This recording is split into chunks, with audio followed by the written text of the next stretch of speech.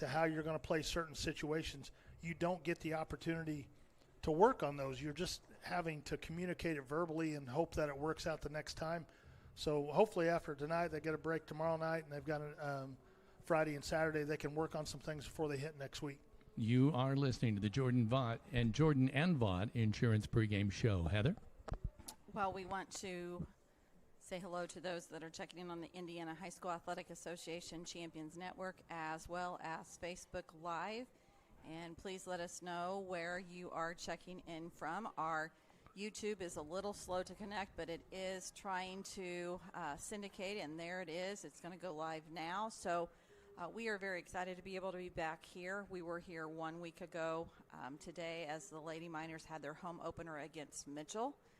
We do want to say hello to all of our sponsors that make these broadcasts free to view at home for all of you. And we're going to take this quick opportunity to hear from a couple of our Minor Pride sponsors. This is a live stream production powered by Rader Media Sports.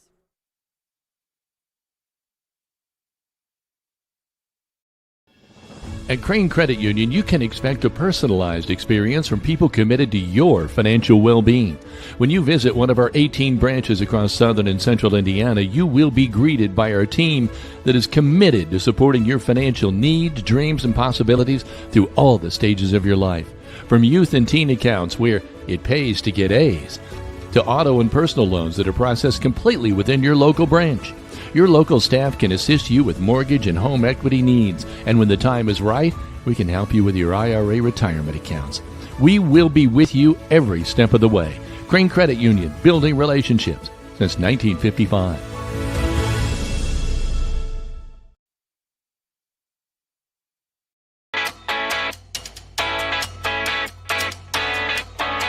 Finding the best coverage for your home, auto, life, and business isn't always a walk in the park. I'm Audrey Sparks at Richard Brown Insurance, your local auto owner's insurance agent. Whether you're buying your first car or starting your own business, finding the right coverage can be a challenge. With great companies like Auto Owners Insurance, I can find the appropriate coverages so that you and your family can be better protected. Come see me, Audrey Sparks, to discuss what coverages are right for you, or give me a call at 812-847-4798.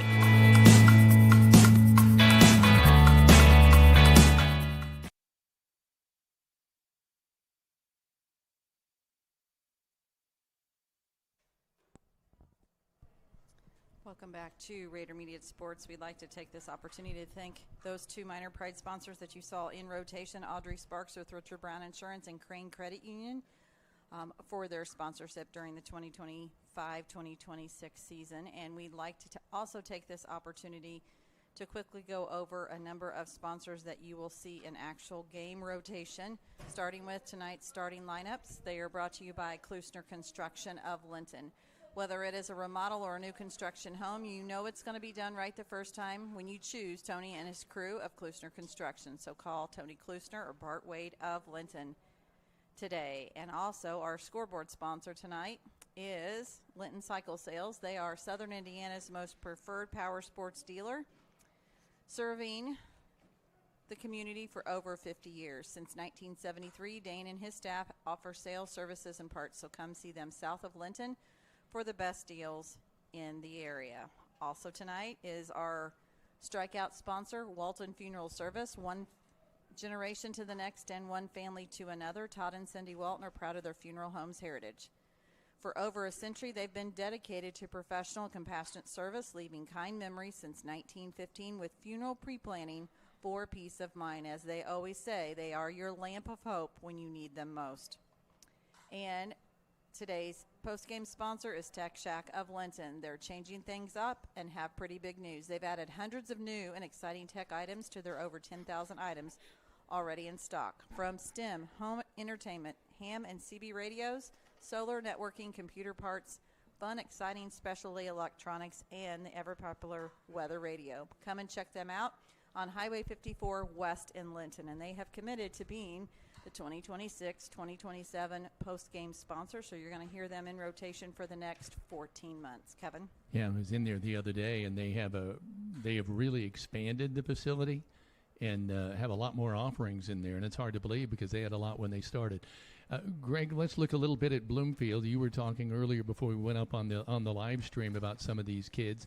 I can do the batting averages, but let's talk a little bit about Lila Kuntz on the hill. She hits 500 with 2 home runs. That's incredible as well, but tell me about her pitching. Yeah, she's a really, really good pitcher. She's coming in with a 1.75 ERA. She's got 30 strikeouts. She's a USI commit and just has been a good player for them for 4 years here, and she's going to make it tough to hit. You're going to have to be aware of her off speed. She locates well. She's got a good fastball, several other pitches that she works with. So it'll be a probably at this point one of the best pitchers we've seen to this point outside of Krause at Northview. This will be a big challenge then tonight. Laylee, I believe. Yes. Smith hitting 571. Addison Lafree hitting 545 with a pair of homers. They're 3 and 500s, Greg. Yeah, they're it's impressive. It is, and they put the ball in spots. They have power. They don't have a ton. They've had 6 home runs this year, but they hit the ball in the gaps and they hit the ball in the spots, and those are the things that they do really well. They're a good contact team. So again, we're going to have to be defensively sound. And today, for both teams, anything up in the air, there's going to have to be a lot of communication, a lot of awareness, because we've got pretty good wind, and you're going to get gust, and it's going to move the ball in the air. Yeah, that's exactly right. I know Heather will have more on the weather in a little bit. For the minors, Lauer has really begun to blossom at 619. Audrey Sullivan, 571. Those are the only 2 in that high, though. Olivia Griffith, 480. Keely Brown, about 478. Good hitters there. Yeah, they got 9 girls hitting over 300 so far, and you know, the kind of impressive thing at this point, they had 13 home runs in 3 games this weekend. They've had 17 on the season, which is, I haven't got a definite yet, but that's pretty close to the team record for a season, and they've done it in, you know, 8 or 9 games here, so 8 games here. So this is that part of it's really impressive, and it's not come from just a few girls. This weekend they had 7 different girls hit home runs, and so they've got the ability to hit the ball out of the park, and which keeps you in games. Yeah, and this time of year, you know, offense is always ahead of the defense this time of year because they've got a lot of reps. They've hit it in the cage all winter long. Defensively, you've not got as many reps because of the weather, and, you know, taking ground balls on the gym floor is a whole lot different than taking it on the field. So you expect to see some things. Both these teams have made some errors, and I know that, you know, those are items that they're going to want to get cleaned up and stuff. But they're just, like I said, well hitting. Both teams are hitting the ball well. You and Coach Arnold are on the same wavelength, because she was up here earlier today talking about she's very pleased with the offense. The defense is a whole nother story. Yeah. In other words, you got to slug to win. Right. You got to win 10-9 or 11. Yes. Whatever. And that's again, that's to be expected a little bit this time as we get more games under our belt and more practice time in between games. Those things will clean themselves up. But we've had some base running errors. We've had some errors just, again, defensively, that those things cost you some games. And, you know, pitching has been pretty solid. Keely's been really good for Linton, and Ella's coming along as a number 2, and she had a good 3 innings last night. But the thing that you see with the pitching is just the amount of walks that both teams actually have had, that you've got to – the walks are what kill you, because you fight and battle, get a walk, and then a ball gets hit in the gap, and the next thing you know, you're scoring a run that didn't work real hard there. So you've got to pitch to contact and make them make plays, avoid as many of the walks as you can. You're listening to the Jordan Bott Insurance pregame show. Heather? Well, we'd like to take a really quick minute here to talk about our first pitch forecast right now. It's 83 degrees with a real feel of 81 degrees. The wind is out of the southwest at 7 miles per hour with maximum wind gust at 18 miles per hour. Humidity is 54% with a dew point of 65 degrees. It states that we are in no precipitation right now for the next 60 minutes. As mentioned earlier, there is a cell that is just past us now that is heading towards the Indianapolis and Muncie area. So we want to wish everyone up there some safety as well.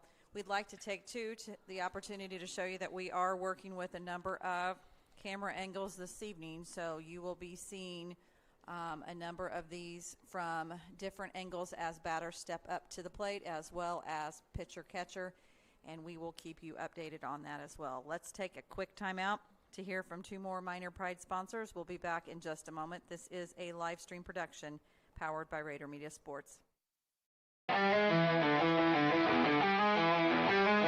Looking to tackle a new project? Then Heritage Lumber and Supply is your locally owned and operated building material supplier with everything you need for your next professional or DIY project.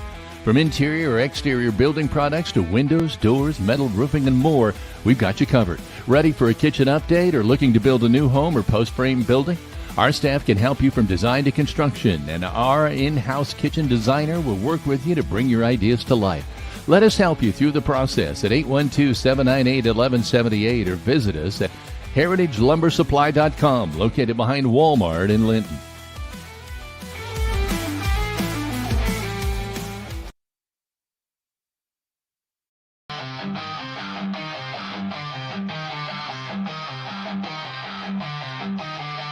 Locally owned for over 30 years, CAS Contracting DBA Kramer's Tree Service specializes in land clearing and development, including residential tree trimming, removal, stump grinding, vegetation control, compost, seasoned firewood, and quality hardwood mulches.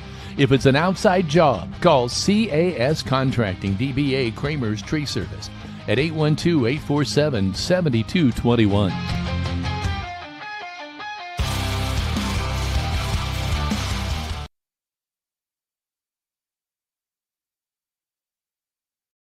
Three specialty clinics with three top-notch providers right here close to home.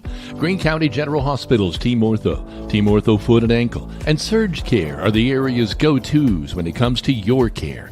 Team Ortho is home to the county's only board-certified orthopedic surgeon, Dr. John Hammerstein. Dr. Matthew Parmenter is a board-certified foot and ankle surgeon with more than 35 years' experience. And board-certified general surgeon Dr. Cam Gabrielson is trained to diagnose a wide range of diseases that may require surgery. Team Ortho Foot and Ankle, and Surge Care, the trio you can trust. They're all part of the Greene County General Hospital family. Our family, caring for yours.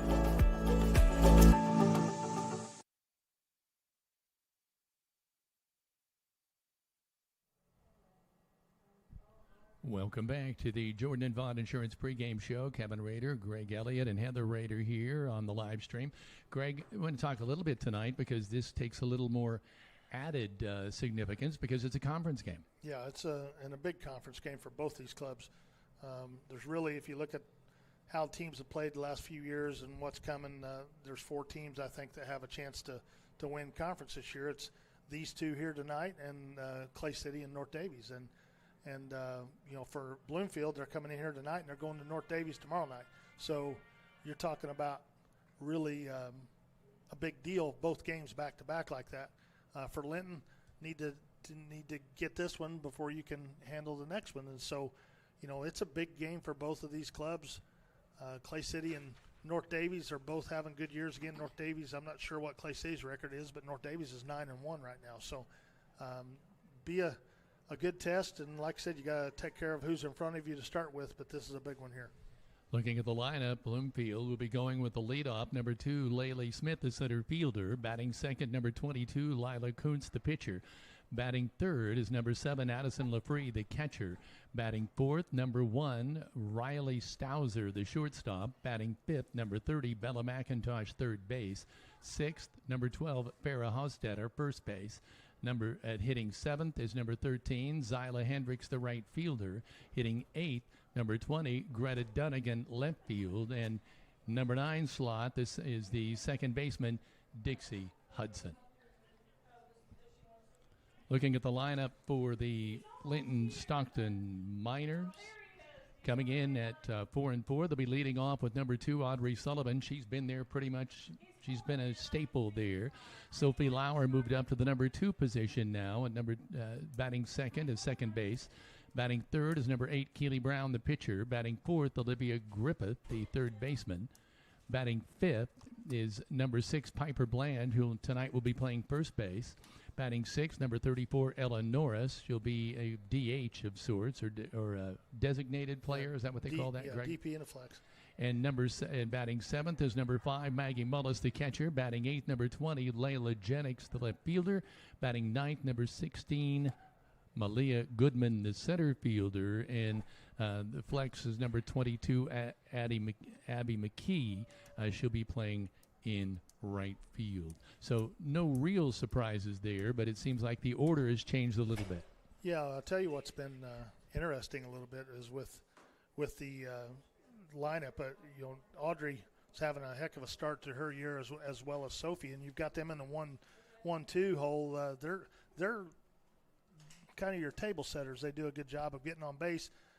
Audrey does everything that you want as far as a leadoff hitter, is do whatever you got to do to get on base, and she's done that this year at a pretty high percentage, 640 on base percentage. But the interesting thing with Malia's at the bottom of the lineup. She's a left-hander, quick. After you get through the first inning, you come back around. There's been several times that they've come up, and it's almost like you have 3 leadoff hitters in a row when they come up in that order, and there's just a whole lot of options and stuff that you can do there. This has been the Jordan Vaught Insurance pregame show, and we're getting ready for the starting lineups brought to you by Klusner Construction. We're going to take one quick timeout and be back in just a moment. This is a live stream production powered by Rader Media Sports.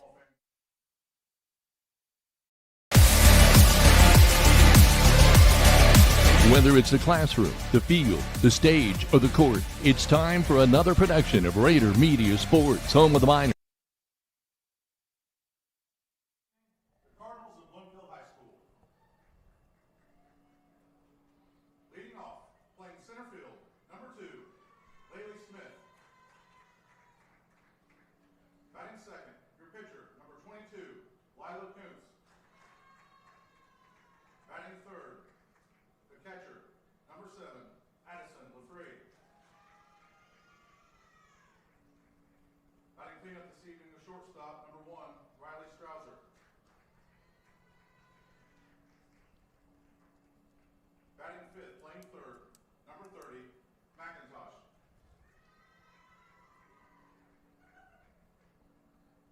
Batting sixth, playing first base, number 12, Farrah Hostetter. Batting seventh, the right fielder, number 13, Hendricks. Batting eighth, the left fielder, number 20, Dunnigan. Batting ninth, the second baseman, number 9, Hudson. The Cardinals are coached by Dustin Haywood. And now, the starting lineup for your hometown Linton Lady Miners. Leading off from the Miners this evening, the shortstop, number 2, Audrey Sullivan. Batting second, your second baseman, number 25, Sophie Lauer. Batting third, the pitcher, number 8, Keely Brown. Batting fourth, the third baseman, number 4, Olivia Griffith. Batting fifth, the first baseman, number 6, Piper Bland. Batting sixth, your designated player this evening, number 34, Ella Norris. Batting seventh, your catcher, number 5, Maggie Mullis. Batting eighth, the left fielder, number 20, Layla Jennings. Batting ninth, the center fielder, number 16, Malia Goodman. And your flex player this evening, playing right field, number 22, Abby McKee.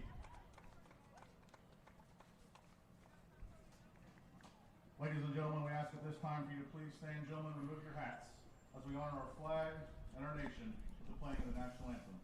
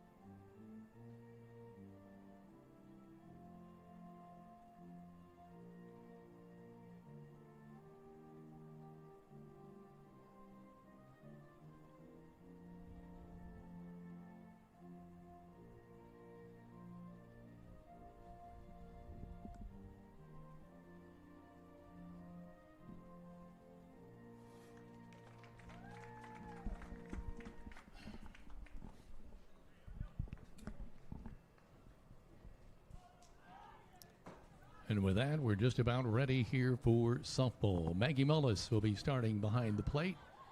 In the battery, Keely Brown will be on the hill. Around the infield, Piper Bland, Sophie Lauer, Audrey Sullivan, and Olivia Griffith from right to left. In the outfield, at right is Abby McKee. At center, Malia Goodman. And in left field, Layla Jennings. We're starting out with Laylee Smith, Lila Kuntz, and Addison LaFree. Hitters 1, 2, and 3 for Bloomfield. Well, for a while, I thought we were going to have some real weather problems. Looks like right now it's a beautiful day. Yeah, outside of the wind, the sun shining, it's good to go. Good to go. It is windy, I will say that. Yeah. But you can hardly complain about that. No, not at all. I think this, game's going to come down to basically playing clean and taking advantage of opportunities. They've both probably left a little too many girls on base this year, as well as they've both hit it. And they're going to have to play clean, cut their errors down, and take care of business. If I've seen anything with Linton that would kind of just be I hate to say red flag, but something that needs to be addressed and worked on is just closing out. And closing out batters when you're up, with 2 strikes and you're heading the count and getting those closed out, and then closing out innings. And they've had a couple situations this year where they've just not been able to do it. Last night was one, as well as the Northview game. And so, again, it's early. It's the first week of the season, so there's a lot of that to be expected. But those are the things you're looking at to kind of continue to get better and grow on. I know one thing you notice early in the year like this is the number of position changes. Olivia Griffith, second base, now she's over at third. Piper Bland has been at third base, and now she's over at first.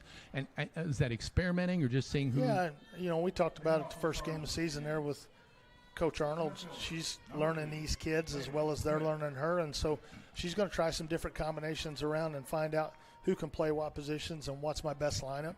Laylee Smith, the center fielder, stepping in here. She's a right-hander showing bunt. Keely Brown with the wind-up in the pitch. Ball high.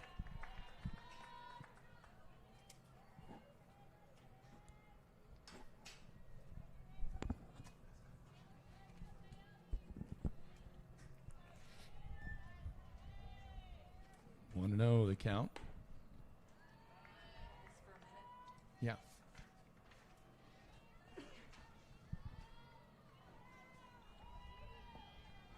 2-0. Excuse me. 2-0 the count. Again, showing bunt at the plate. There's the wind-up and the pitch. Swing and a miss. 2-1.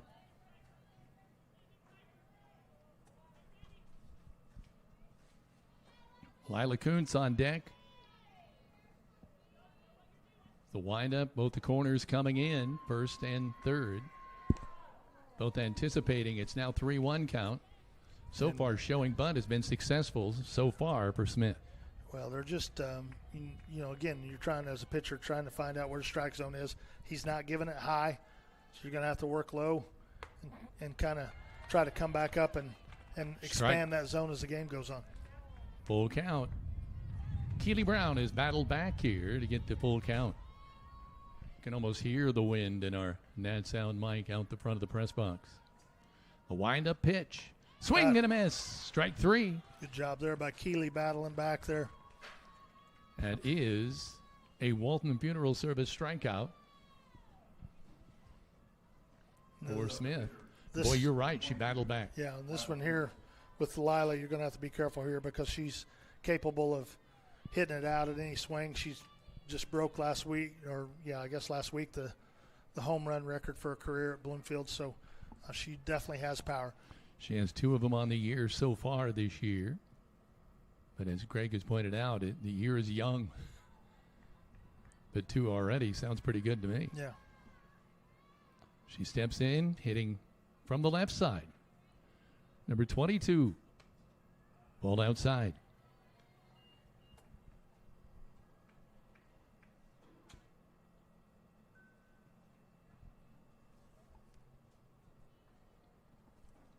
Got a lot of sports activities going on again, as is usual here for Linton. A pitch. Ball outside. Not by much.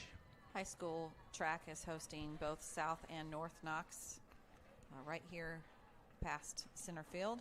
JV boys baseball is currently at Sullivan. Here's the 2-0. High and inside. We will be with the minor baseball team tomorrow for a conference matchup here, North Central at Linton. 5 o'clock first pitch. The 3-0 delivery, ball high. She walks. You know, you don't want to give her too much good to look at, so they didn't. They called that a strike, that last pitch. Oh, they did. I'm sorry. I thought it was. I thought he did. They didn't signal. The signals are somewhat delayed. There it is. Okay. So now the walk. And it brings up Addison LaFree, the catcher, hitting about .545 on the year. Right-handed hitter. Again, the corner's coming in. Fouled off. Good pitch there. What did you like about that, Greg? Just that we're challenging. Came inside on her hands a little bit, and that's the thing you got to do after, the walk there. You got to come back and get back on top. So Lila Kuntz at first base, 1 out, 1 runner on. 0-1 delivery. Out and away.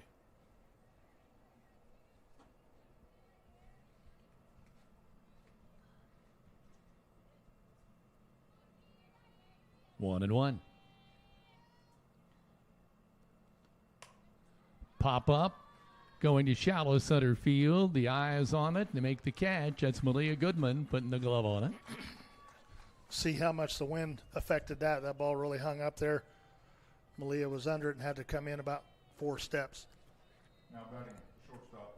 That can make it kind of hazardous out there for outfielders. Yeah, and again, that's where that communication has to be really, really good out there tonight for both teams. Riley Stauser, another right-handed hitter, stepping in. Takes, called strike 1. Go ahead. Go ahead. Yeah, with pitchers, I think pitching ahead is ideal for them. That's what they want to do, is try to get ahead early in the count, so then you can dictate the pace and what's being thrown and pitch the way you want to pitch. When you get behind, then you're having to come around the plate, and the batters know that. So Keeley getting on top there and working ahead in the count is a good thing. Up and out, 1-1.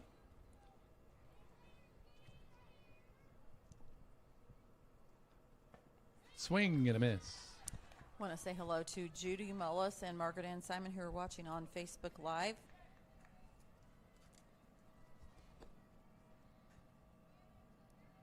I always love it when you look out. Look at how many people have lined the fence from the dugout for Bloomfield on around. It's nice to see. Got her. Called strike 3. So that's 2 Walton Funeral Service strikeouts to round out the inning. There were no hits, no errors, 1 girl left. We go to the bottom of the first. It's still 0-0. Linton Sporting Goods is your local one-stop equipment shop for all things sports. Locally owned and operated and in the family for over 40 years. They're going to make sure you're ready for the start of the season or upgrade throughout the season. So find them on Facebook today. And need a hand with your next big project? Call Hall's Excavating for all types of excavating. They are family-owned, local folks you can trust to get the job done right. And Corey Motter says, spring into your dream home with Corey Motter, Greene County's trusted real estate expert. From blooming opportunities to fresh listings, Corey's experience and local knowledge makes your move a breeze. Close it with Corey and watch your real estate dreams blossom. Kevin? So we're waiting now to get a good look here at Lila Kuntz, who we already saw her get the walk and the only base runner to be stranded in the top of the first, but now she takes the hill. Talk a little bit about what makes her so great, the right-hander. She's just, again, controls tempo. She's got some speed, got good movement on her pitch, good spin. And again, experience. That's the big thing. She's been doing it a long time. So she knows how to locate well, work the zone. That's the the thing that we'll battle tonight with just some pitch changes as far as that goes and movement. Best thing she can do is keep batters guessing, and if you're guessing in the line, in the box up there, then you're going to struggle as a hitter. So. And Greg, you said she's destined for Indiana State. Do you know? No, USI. Or USI yeah, as USI. a pitcher, or? I don't know for sure. I just know that she's committed there. I'm guessing that she'll pitch down there as well, but she can play other positions as well. Andre Sullivan digging in. We're at hitters 1, 2, and 3 for the Miners, hitting .571, the shortstop. Number 2 digs in on the right-hand side. Third baseman coming in. There's the bunt laid down on the first base side, picked up by the Kuntz, and the throw in time. Good job on the coverage there. It actually was a well-placed bunt. Yeah, I mean, Audrey couldn't have put it down, 6-8 inches inside the first baseline. Lila just did a great job of covering. Sophie Lauer comes up. Boy, the center fielder shaded dramatically to the left field alley. Did she go around? Yes. Strike one. Nope. Now the center fielder has come back a little bit. Are they playing the wind out there? Nah, mostly on slappers on the left-hand side. Kuntz's turn again. She guns down Sophie Lauer. They're, mostly in situation like with Sophie. She's, capable of slapping, capable of drag bunting, straight-up bunting, and then hitting with power. So they're kind of looking at that. Part of that's probably scouting on their part. They're going to pitch her outside, make her hit it to the left side of the field. Keely Brown with 2 outs, nobody on. Ball there, up and out.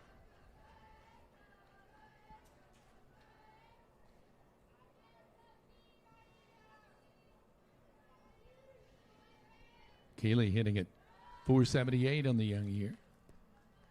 She's had a good start to the year at the plate. 2-0 is the count.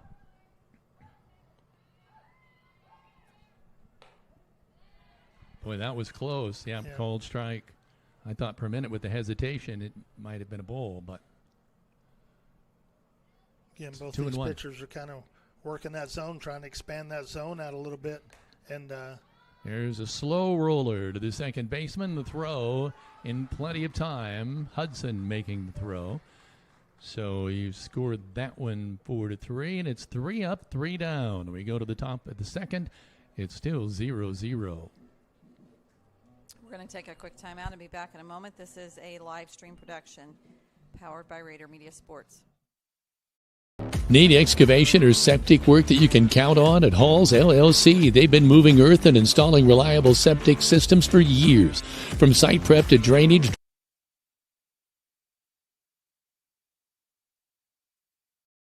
Need excavation or septic work that you can count on at Halls LLC? They've been moving earth and installing reliable septic systems for years.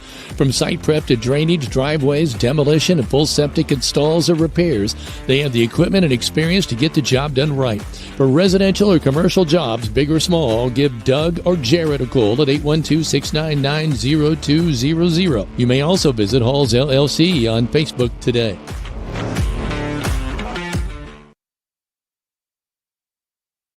Century, you have seen a lamp as our logo. This is the lamp of hope. It is a symbol that though we will go through darkness at the time of loss, there is a light that leads us to a greater eternity. It also reflects that we will be a light to help you through this difficult time. We're here when you need us most.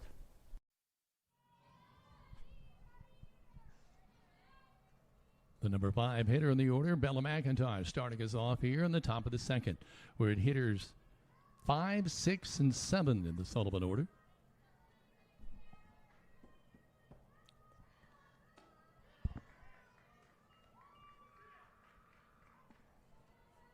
There's a ball 1.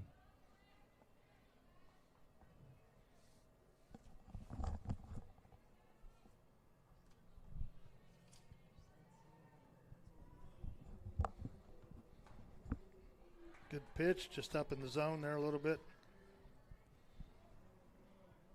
1-1 the count.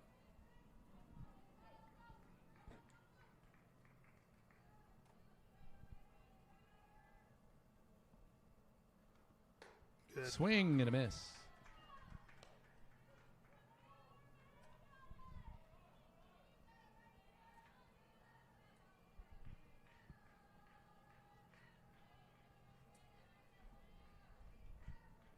The windup and the 1-2 delivery. Up and out.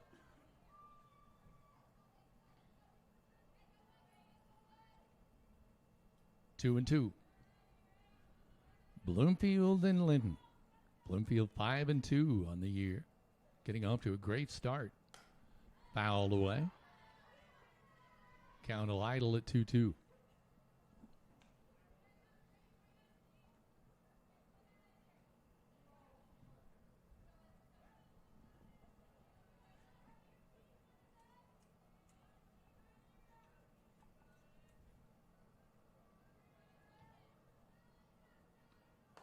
Swing and a miss.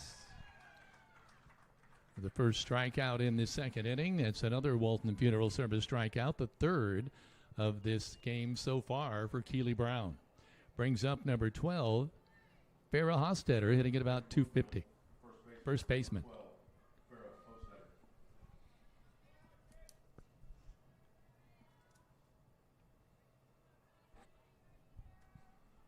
One out, nobody on. Pitch. Not really giving that inside pitch tonight.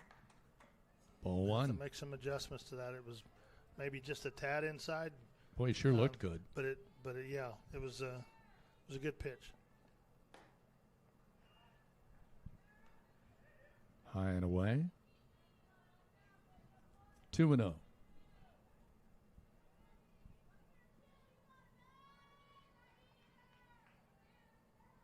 The windup and the delivery.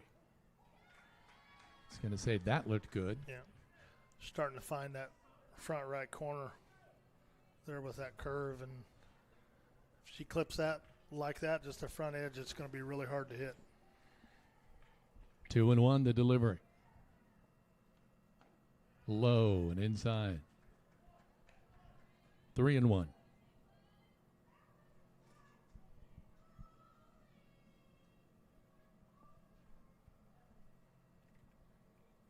And Olivia Griffith playing at third base. That hot corner is inching her way in here. Here's the 3-1 delivery. Swing and a miss. Another Walton Funerals. Oh, I thought that was a strikeout. Was that not it? It was 3-2. 3-2. Full count.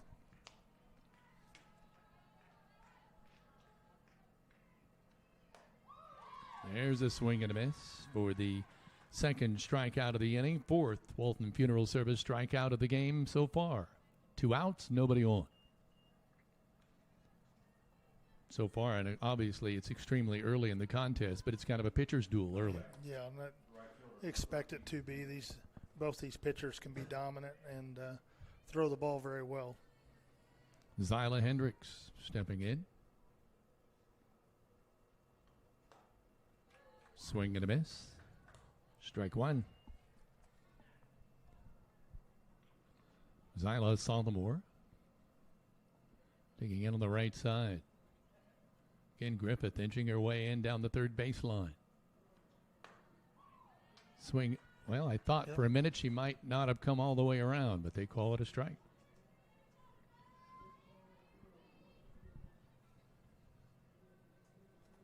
Oh, 0-2 the count. Keely Brown with the delivery. Swing and a miss for strike three. She strikes out the side in inning number 2. A Walton Funeral Service strikeout. 3 in the inning. We go to the bottom of the inning. It's still 0-0. We're going to be back in just a moment. This is a live stream production powered by Rader Media Sports.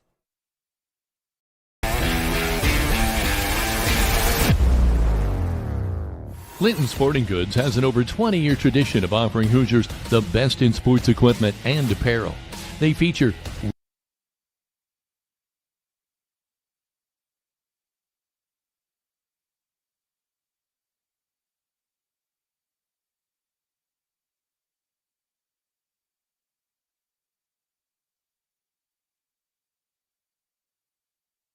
It starts well before the lights are turned on.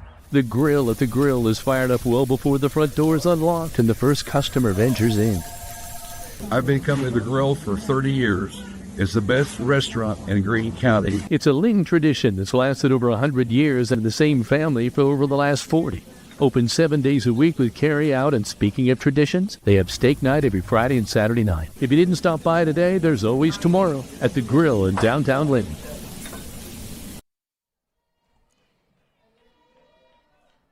We go now to the bottom of the second inning. Olivia Griffith is the leadoff hitter for the Miners. We're at hitters 4, 5, and 6.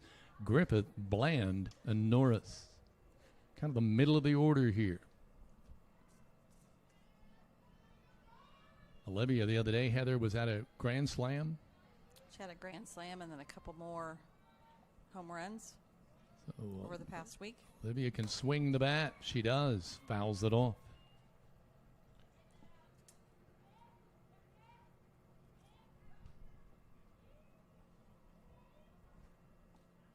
Some discussion going on here.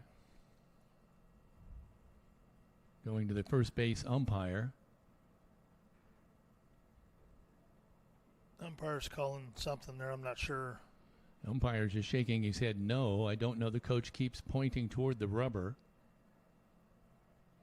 Come home to quality with Brock Anderson Construction. Call them at 812-798-5583 for all of your construction needs. So apparently it's something to do with the delivery, Greg.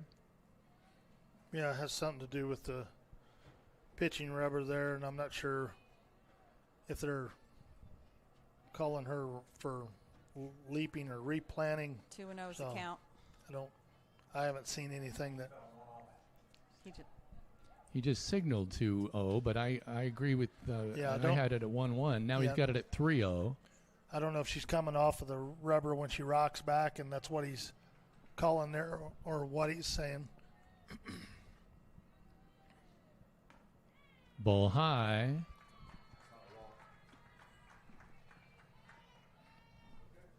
So Olivia Griffith is on with a walk. Leadoff batter is on. Brings up Piper Bland, hitting .348. Ella Norris on deck. Still 0-0.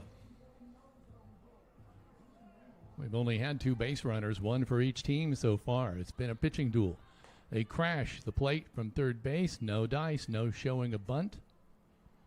Piper Bland takes ball 1. They must have thought they saw something there, Greg. Bland digs back in. Power hitter. We're seeing it again. There's the bunt laid down. They get the tag. The runner rounds and now is in trouble. Olivia Griffith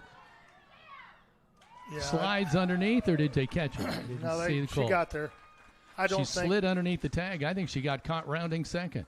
She rounded it, but there was nobody at third. Nobody was covering third. She could have came all the way and never even stopped. I don't think she saw that. She was watching the ball behind her, and who could blame her? I get it. So a runner now in scoring position. Piper with his sacrifice. Now you're in a position to squeeze here.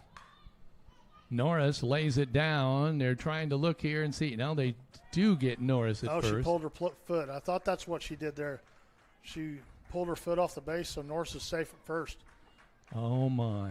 Bloomfield did a good job of looking Griffith back to third, but she threw it down there and she pulled her foot. So right now coming up is Maggie Mullis. So do we score that as an error, Greg? Or give her a single? I'm all right with giving her a single. I don't know how they would score that for sure. It should. I'll give her a single. I would say, in my opinion, would be it's probably an error. Stepping up right now is Maggie Mullis, sitting .273. The catcher, she had a round tripper the other night, a home run. Seems like, for some reason, Bloomfield seems a little rattled in this inning. It started, I think, when the umpire walked out and talked to the pitcher, and the Miners.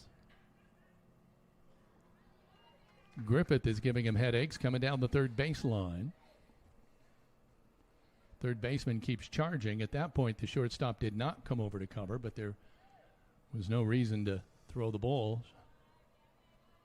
Here's the pitch. Swing and a miss. Late swing. 1-2 the count on Maggie. Just Get something in play here and get this runner home. Whatever you can do to get it in play. There you go, right there. Ball goes right to first. They got a runner now stranded.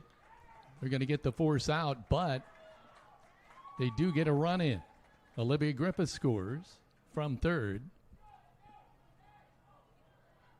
So the Miners take a 1-0 lead. Well, wait, Norris is still. Yeah, no, Griffith scores.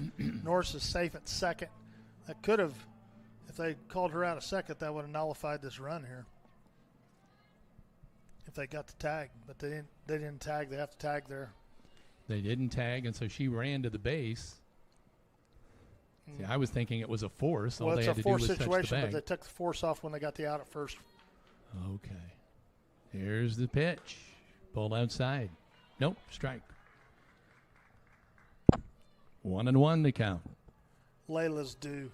She's struggled just a little bit here early in the season when they got the out at first. Okay. Here's the pitch. Ball outside. Nope, strike. 1-1 the count. Layla's due. She's struggled just a little bit here early in the season. She's due to have a big game here before. One runner on, 2-0. Miners jump out on top. Bull high.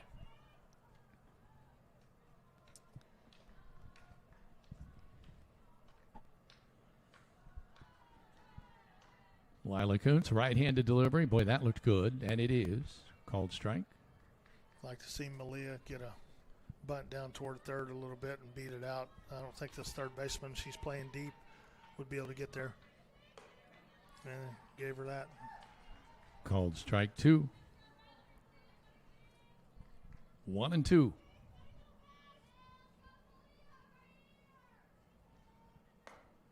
Ball high.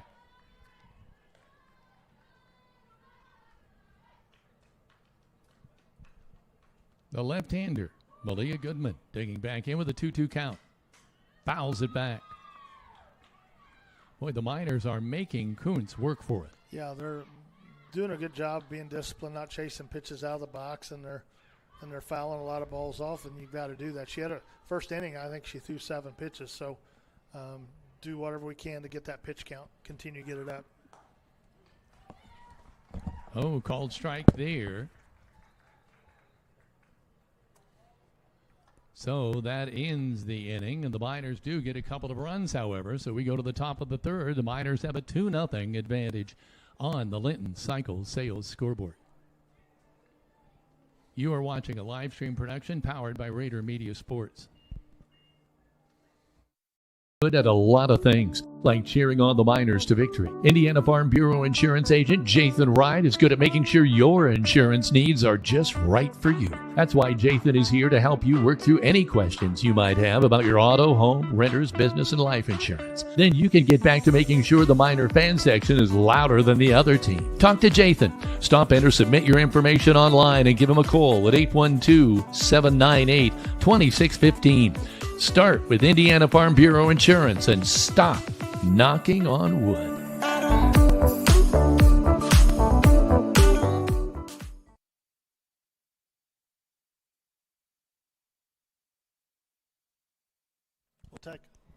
Welcome back to Rader Media Sports, and we like to take this opportunity to talk about English Off-Road Line-X in Bloomfield is your place for spray-in bed liners and undercoating, now offered in addition to wheels, lifts, tires, emergency lighting, and more at English Off-Road, your one-stop shop for all of your vehicle accessory needs. Find them on Facebook today.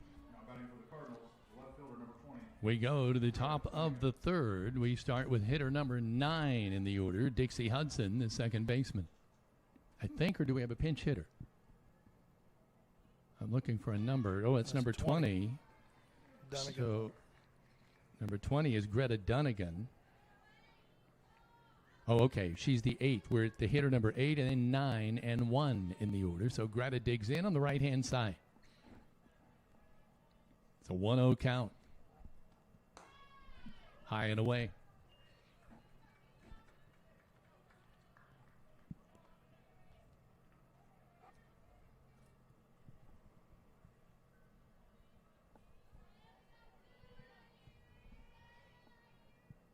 Keely Brown's pitch.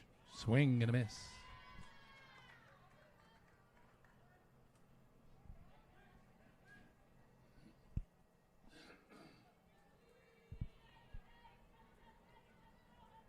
Keely Ives.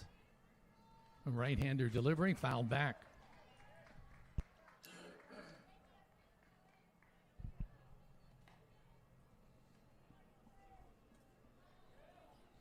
Boy, it's certainly nice to have some depth behind the plate. You know, you've got Piper Bland who can play that. You've got Gwen Clune who's been playing that. And they all do a good job back there. They all have different. Swing and a miss. It would be a strikeout, but they got to get the ball to first base before Greta gets there, and they do with the throw. It's the first strikeout of the inning. It's a Walton Funeral strikeout. And now is number 9, Dixie Hudson, the second baseman, the number 9 hitter in the order. Laylee Smith, the top of the lineup, is on deck. We have lost connection to Facebook Live, but you can still find us on the Indiana High School Athletic Association Champions Network and YouTube. Dixie Hudson digging in on the right-hand side.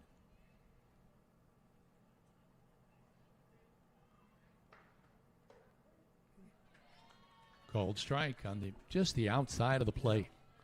She's just catching that front corner and, does a great job with it. Again, first pitch strike. Get out ahead of the count here. Here's the 0-1. That looked good as well, but no. 1-1. He is not giving either pitcher much up in the zone. He's making them work down.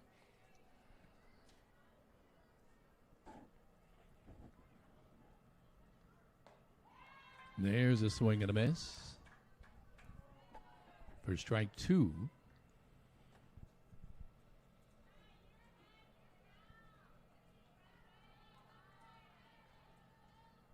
One and 2 the count. One out. Miners up 2-0. A beautiful pitch. She watched that strike go right by the second Walton and Funeral Service strikeout of the inning. And, well, right now, her 1, 2, 3, 4, 5, 6th consecutive strikeout. Yeah, she's got all the stuff tonight working. So,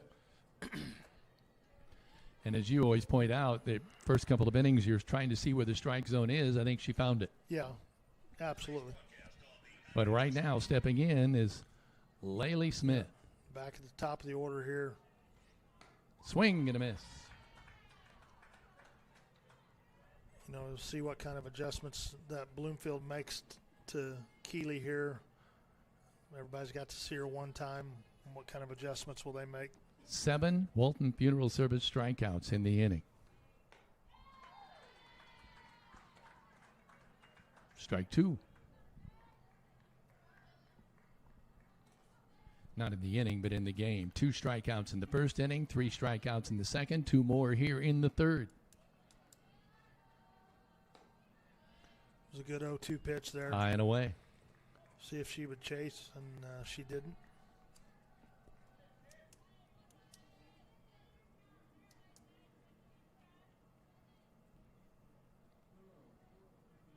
The 1 and 2. Little high. Yep. 2 and 2.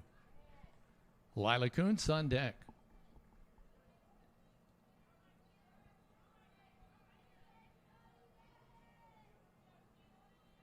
The 2-2. Swing and a miss for strike 3, and for the second consecutive inning, she strikes out the side with her third Walton Funeral Service strikeout, and her 3, 6, 8th of the ball game so far. We go to the bottom of the third. The Miners still leading 2-0 on the Linton Cycle Sales scoreboard. This is a live stream production powered by Rader Media Sports. The next time you need a lift, call Skinner's Towing. They're locally owned and operated since 2012. If you are ever in an accident or breakdown and unsure who to call, request Skinner's Towing at 812-699-0743 for fast, friendly, and affordable towing. No matter the vehicle, no matter the situation, no matter the climate, no matter the time. Skinner's Towing, the people you can depend on 24/7.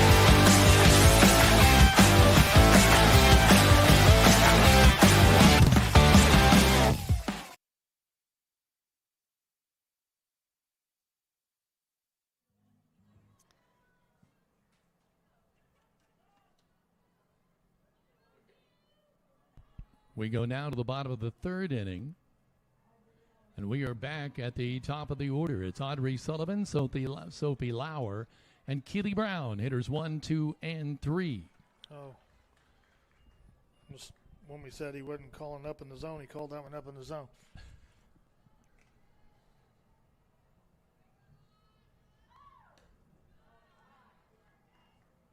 One and one.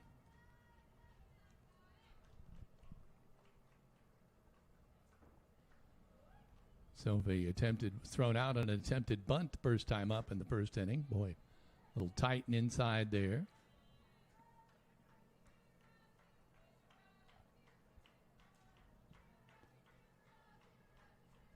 Two one. The ball gets by the pitcher. It's bobbled by the shortstop. She can't pick it up. Sullivan beats it out. Good job. Leadoff hitter is on. Good job. This is exactly what you want. See what Sophie does here. Sophie Lauer steps up. She was thrown out on an attempted bunt as well. The first.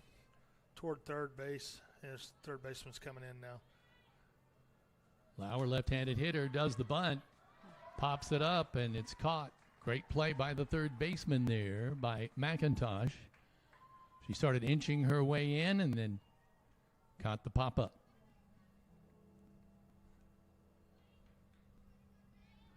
Out number one.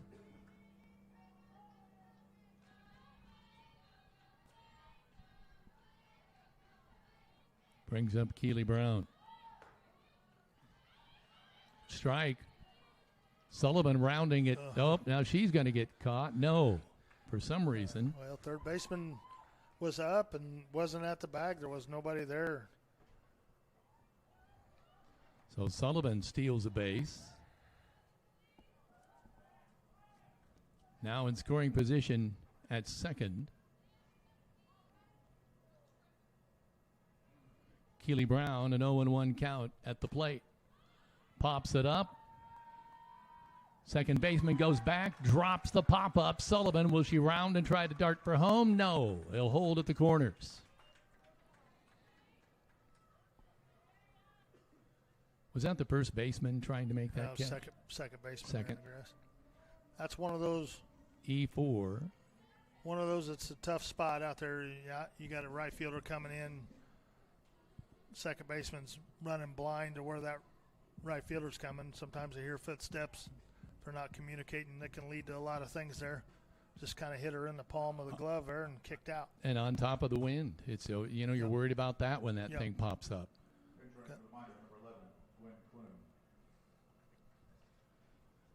So Olivia Griffith walked all the way to third base in that interlude. Talked directly to Audrey Sullivan.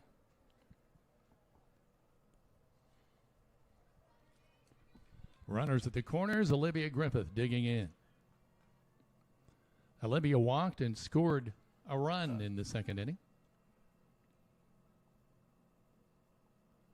Miners threatening again here. I would expect a squeeze here up early, see what happens. Certainly in a prime opportunity to do it. One out. Griffith at the plate. Attempted bunt, popped up, out of play.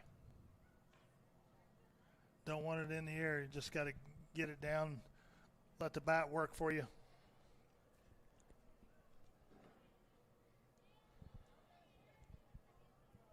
Here's the 0-1 pitch. Runners at the corners, one out. Ball outside.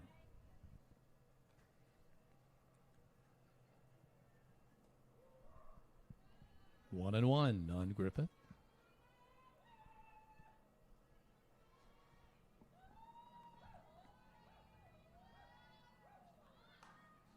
There's the bunt laid down. Got her. Say they got her on the tag. Sullivan saying she didn't. Coach is coming down here now. Erica Arnold wants to talk about it, about the call. Asking to appeal to the umpire out at third base. I wasn't so sure that she actually tagged her, but I didn't have the greatest perspective either. Yeah, it was hard. She didn't get her much if she did, but. The umpire's having a discussion, saying nope, they'll stay with the call. She's out at the plate.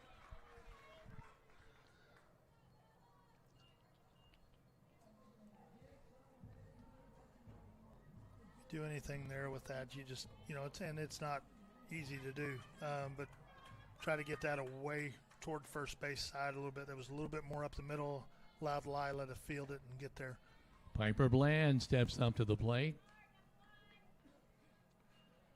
She's got runners at first and second, takes strike one. Piper's been seeing the ball really well here this first week. Hopefully a good spot here to hit one hard. Ball one. Eleanor's on deck. She singled her last time up and scored a run. But right now it's all up to Piper with 2 outs, 2 runners on, and a 1-1 count at the plate. A little behind that one. Swing and a miss.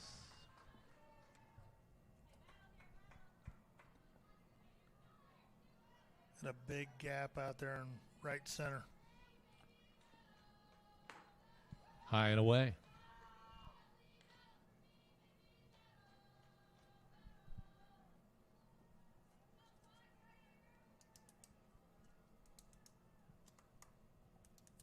Here's the 2-2. They gave him the outside corner there, and a called strike 3 for the Walton Funeral Service strikeout on the 3rd out of the inning. No runs scored. The Miners do hang on to their 2-0 advantage as we go down to the top of the 4th. We're going to take a quick timeout and be back in just a moment. This is a live stream production powered by Rader Media Sports. In over 50 years of business, 2 things have never changed at Linton Cycle Sales: honesty and fun. When you're shopping for Polaris or Kawasaki, this family-owned operation that offers 5-star service and accessories is a great place to start. In fact, they offer on-the-spot financing. You want to do business with a place that has your back not only when you buy, but also after you leave. So if you're in the market for Polaris or Kawasaki off-road vehicles, come to Linton Cycle Sales, doing business the small-town way since 1973.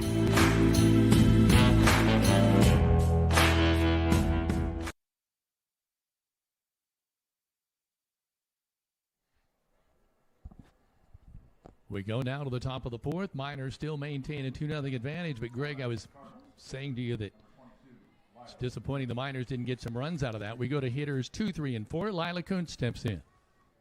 Yeah, you got to take advantage of every opportunity you get a chance to. Bloomfield.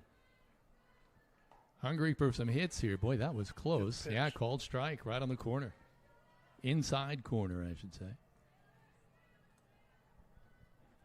LaFree on deck. Here's the 0-1. Fouled back. 0-2.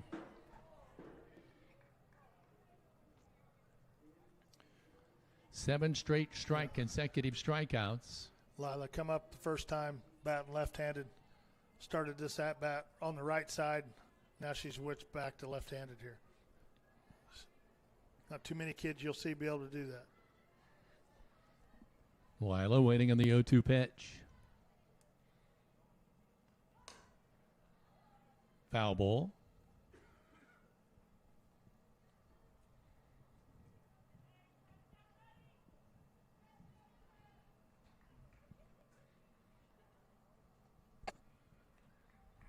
The Cardinals so far have not been able to get a hit. Here's the 0-2. Oh. 1-2.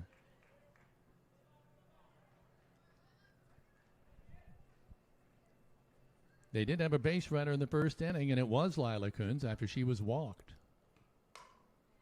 Ball hit right through Olivia Griffith's legs on the third base, and she's going to slide in with a double.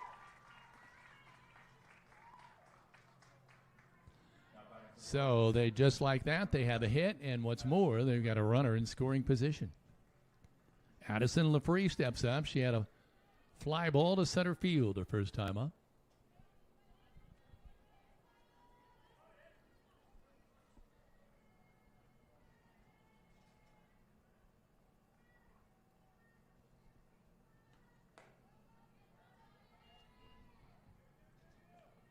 Ball outside. You know, we were down putting the cameras up earlier, and they were warming up, Greg. You don't have any idea how fast these pitches are until you're right there. Yeah, they're, I know Keeley's hitting. Swing and a miss. Pretty consistent upper 50s, lower 60s with her speed pitches. And I don't know what Lila's hitting, but when you watch them throw out here, probably in the same range again. And that's getting on you pretty quick as a hitter. Here's the 1-1. Fouled back, 1-2.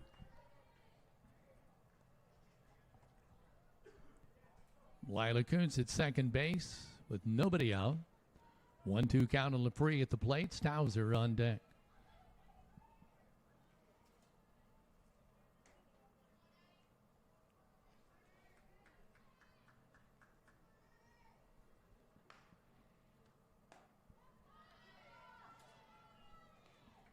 Ball 2-2.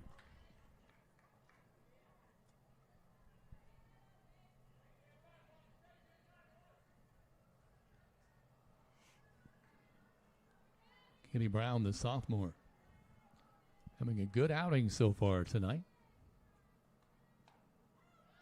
Inside. Count goes full.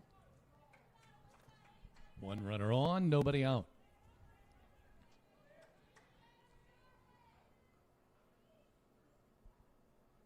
Brown and LaFree facing off with a 3-2 delivery. Pop up again to center field. Goodman eyes it, makes the catch. Runners hold. Good job there. Good job by Keeley there. There was a couple pitches there that looked like third strikes. They weren't. Kind of have to stay in your head there and stay focused on what you got to do the next pitch and just turn the page.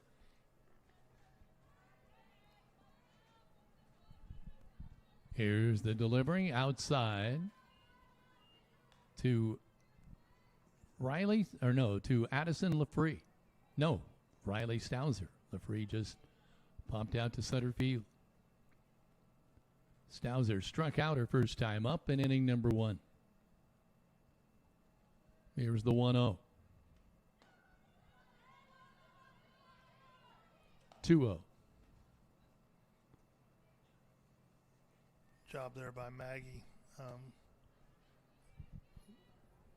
Kuntz is getting a big lead there, looking for maybe an opportunity to delay steal there.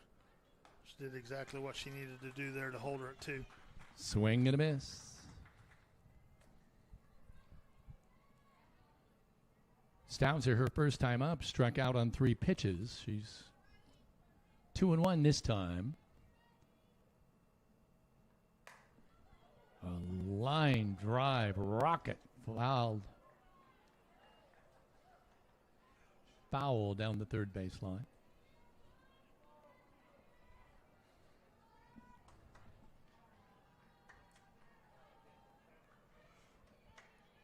Two and two. Ball inside, going for the steal in plenty of time. Kuntz gets the steal. She's now at third base with 1 out and a full count at the plate.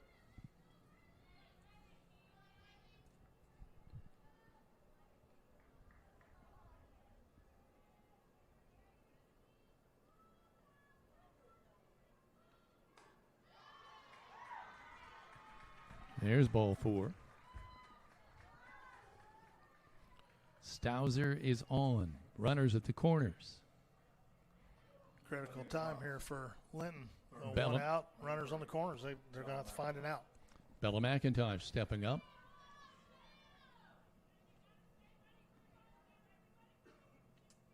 Bella struck out her first time up in inning number 2 and now finds herself at the plate with 1 out and 2 runners on here in the top of the 4th.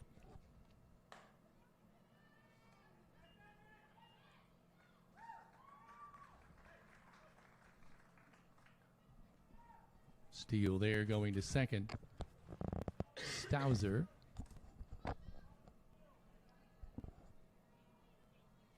McIntosh digs back in.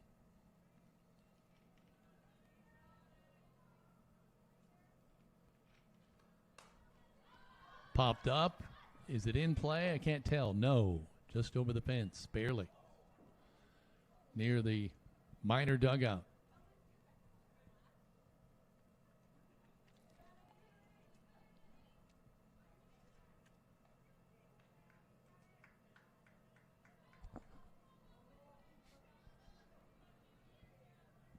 Oh, 0-2 the count against McIntosh. Hostetter on deck. Fouled back. I remember earlier when we were talking, when Kuntz were saying that minor hitters were making her work, they're doing the same thing to Keely Brown in this inning. Second time through the lineup, they've made some adjustments up at the plate and how they're attacking and making her work. The 0-2, high and away.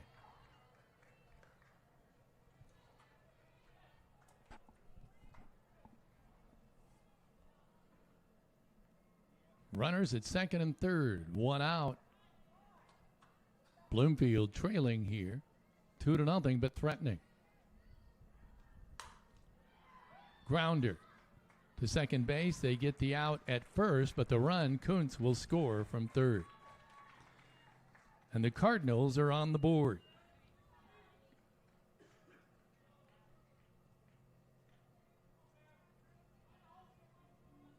Out batting, first baseman, number 12, Farrah Hostetter. So now Stauser is at third. And Farrah Hostetter is stepping up here. Struck out in inning number 2. Strike 1.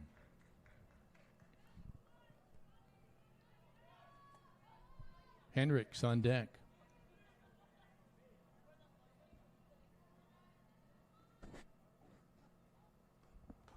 Swing and a miss.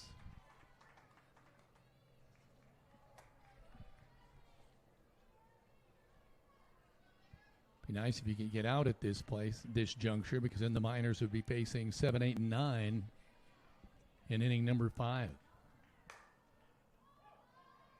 Bounding ball to second base. Good job by Sophie. That ball is hopping, and you never know quite what they're going to do. So you've got 1 hit, 1 run, and 1 runner stranded. And it's now 2-1. Miners leading on the Linton Cycle Sales scoreboard. This is a live stream production powered by Rader Media Sports.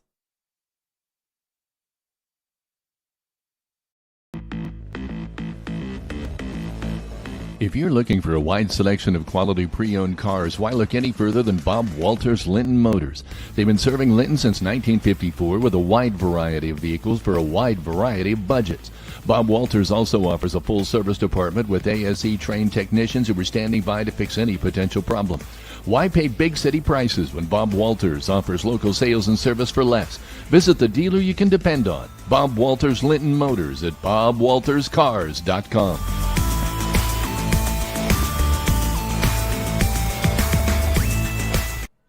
Number 34, Eleonora stepping up. Singled and scored a run her first time up. Cardinals get on the board, and now it is a 2-1 ball game. And the coach for the Cardinals coming up to talk to the home plate umpire. Maybe he's made a switch. You know, we've seen that as the second time through the lineup.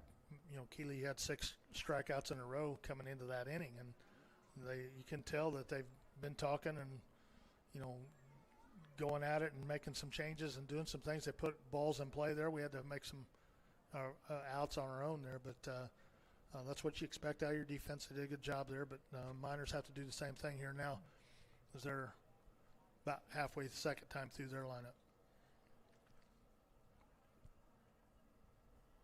Runs are a premium. You got to take advantage of them when you get a chance, and this 2 good pitchers. The grill is open 7 days a week with a large menu featuring daily specials. Dine in or carry out your favorites for breakfast, lunch, or dinner, located in the heart of downtown Linton.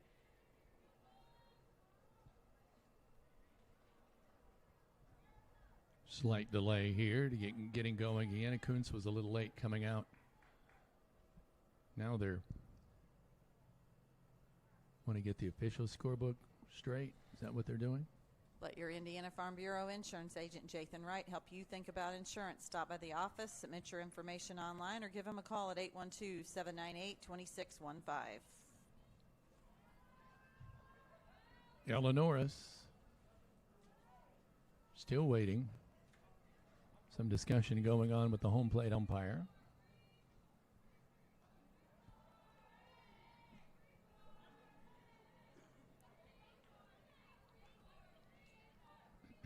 Eleanoris waiting to take the first pitch. Called strike.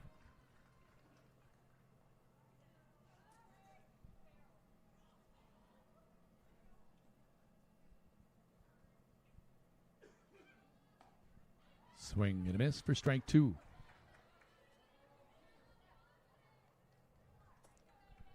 Be interesting here because the Cardinals having a little momentum on their side now after getting a run in that inning. Getting on the board.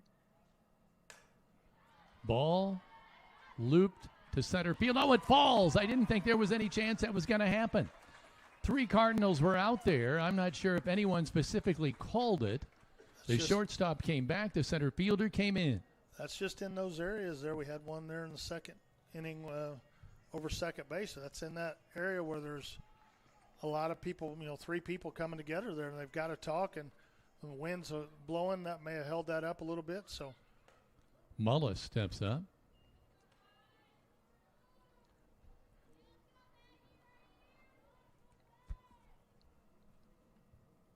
Oh, and 1 the count. 1 runner on, nobody out for the Miners in the bottom of the 4th on the Linton Cycle Sales scoreboard.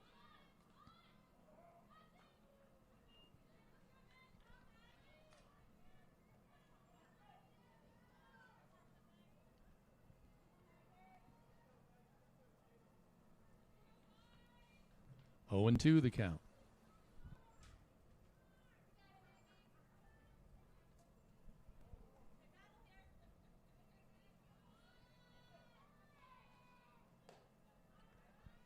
Pulled outside.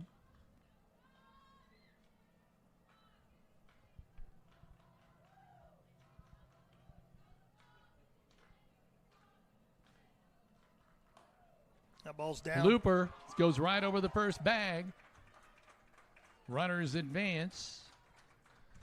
So Eleanoris will go to second, and Maggie Mullis with the bloop single brings up Layla Jennings. 2 on, nobody out. That's the infamous duck snort. That's right there. That's just that little ball comes off the end of the bat and pops out there. And if you're the one team that hit it, you love it. If you're the defensive team, you hate it because it's not a well-hit ball, but it did the job. Duck snort. That's it. I like it. There it popped up and caught for out number 1. That was over quick. 1 out, 2 runners on. We go to Malia Goodman. Struck out her first time up in inning number 2. The left-handed.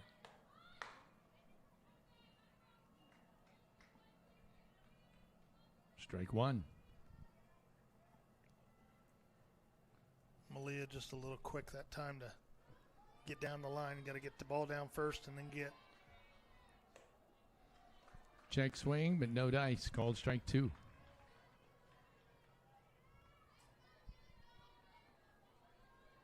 Audrey Sullivan is on deck. 1 out. 2 runners on. Ball outside.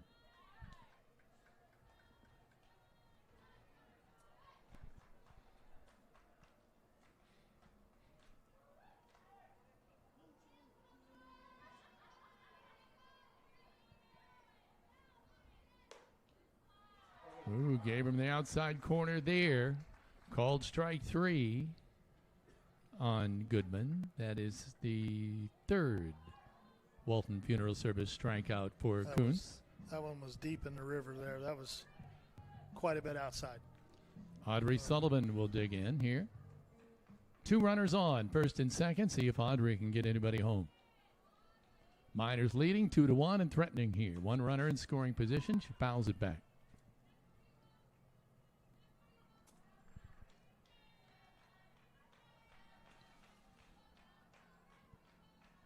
That breeze still blowing toward left field. Here's the 0-1 inside. Oh, did that hit her?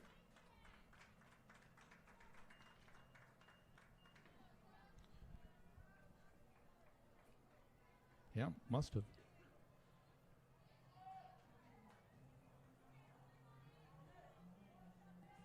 Oops. Bases are now loaded and brings up Sophie Lauer, the left-hander.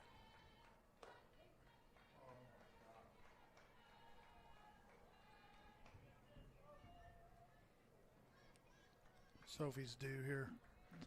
Get one to the grass, and you're going to score a run. Maybe Down two. the count 0-1. Foul down the third base line. 0-2 count.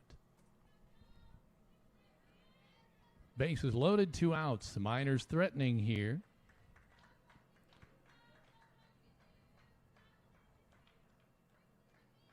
They've stranded 3 so far tonight. Ball outside.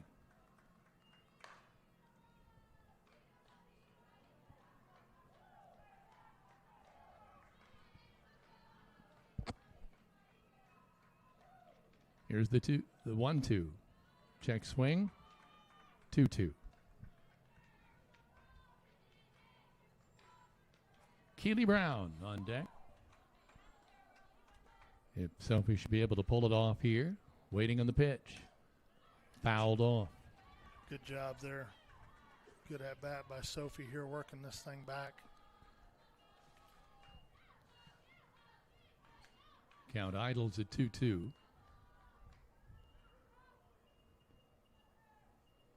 Dunk on every pond. There's the pitch. High and away. Gets away.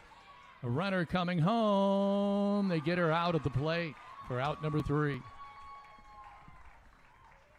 So the Miners will strand 2, I guess, since one was out here at the plate. And that brings us to the 2-1 score on the Linton Cycle Sales scoreboard. We're going to take a quick time out and be back in just a moment. This is a live stream production powered by Rader Media Sports. Before and after renovation reveals are all the rage these days, and no one knows that better than Brock Anderson at Brock Anderson Construction. Whether it's painting, roofing, drywall, trim, electrical, or an overall remodel, Brock's before and after reveal will have you striving to come home to quality. With over 25 years experience in the construction field, call Brock Anderson Construction at 812-798-5583 for your home repair and building need. And as he always says, go Miners. Welcome back to Rader Media Sports. Team Ortho Foot and Ankle Center is home to board-certified foot and ankle surgeon Dr. Matthew Parmenter, who has more than 35 years of experience treating patients across southern Indiana. For more information, call Team Ortho at 812-847-3381. Our family caring for yours. And is it time to compare your insurance to make sure you have the right coverage at the best price? Call Alicia Cornelius at Indiana Farm Bureau Insurance, 812-582-8941, and she says, let's insurance together. We go now to the top of the 5th. It's hitters 7, 8, and 9 in the order. Hendricks, Dunnigan, and Hudson for the Cardinals. Miners still leading, but just barely hanging on to 2-1 advantage. There's an attempted bunt for a strike.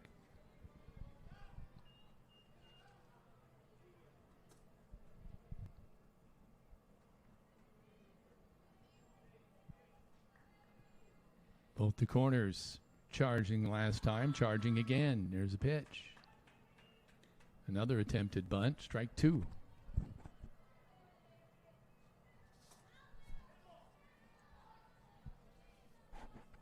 Just trying to get any base runners on as they lean their way toward the top of the order. Here's the 0-2. Swing and a miss, strike 3. A Walton Funeral Service strikeout. 1, 2, 3, 4, 5, 6, 7, 8, 9th of the game. Coming to the plate, left fielder, number 20, Rader, Dunnigan. 9th in the game for the Miners. Keely Brown.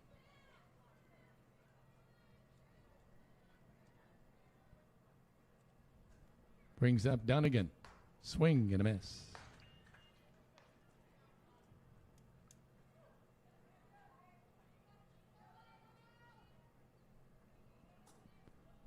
Oh and 1 to count.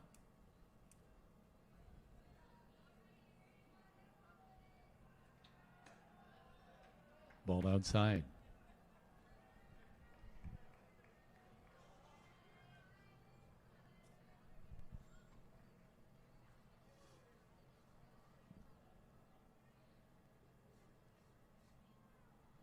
Here's the 1-1. Laced nicely over in by just over first base. They get it over Piper Bland. Still got her. Great job there. Oh my gosh. What a great play by Sophie Lauer, who stuck with it and got the ball, and that Piper Bland never left the base. No, she did a good job there. Piper just a little bit hit the top of her glove, but you know, Sophie's doing what you need to do at second base, so you got to continue on as if you're the only one out there. She did a great job of staying with that and get that out. Looked like it was going to be a base runner for sure. I mean, now it's 2 outs, and there's a swing and a miss. Strike 1 on Dixie Hudson, who struck out her first time up in the 3rd inning.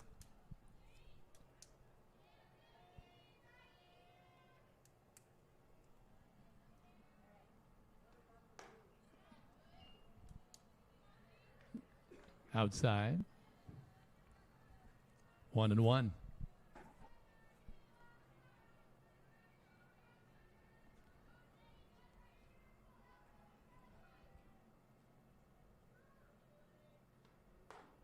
Swing and a miss.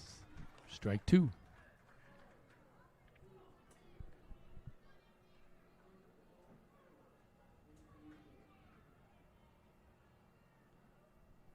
The Cardinals got a run in their last at bat. They've not been that lucky this time. Swing and a miss for strike 3. It's another Walton Funeral Service strikeout for the Miners. And we go now to the bottom of the 5th inning. It's still 2-1. Linton on the Linton Cycle Sales scoreboard. You're watching this live stream production powered by Rader Media Sports. Whether you would like to add emergency lighting, tint your windows, replace old floor mats with WeatherTech floor mats, lift your truck, cover your truck bed, customize your truck bed, or accessorize your vehicle, English Off-Road Line X of Bloomfield has a professionally trained staff to help you make important decisions and make your dreams a reality. Call them in Bloomfield at 812-384-5060 or visit them on the web at www.englishoffroad.com.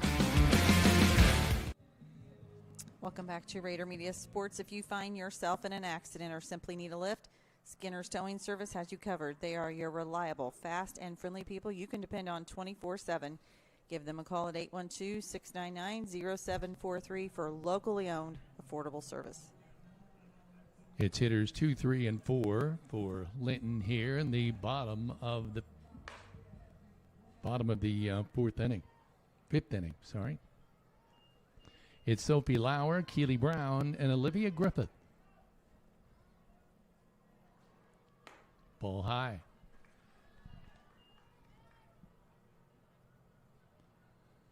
Sophie was at bat the last inning when Miners attempted to score from 3rd.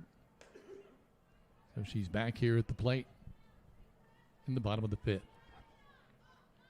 Love to get her on base here. Foul that one back. 2-1.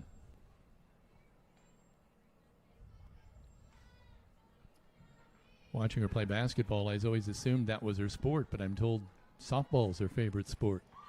Yeah, there you go. There's the ball wrapped up to the alley in left field, gets around the left fielder, and she will have a stand-up double. You got your wish, Craig. Yeah, that's a pretty well hit ball. Had a lot of spin on it, so once it got on the ground, it spun to our left, got past the left fielder, and now you got a runner in scoring position with no outs, so need to get her home. Keely Brown steps up. Olivia Griffith on deck. Swing and a miss.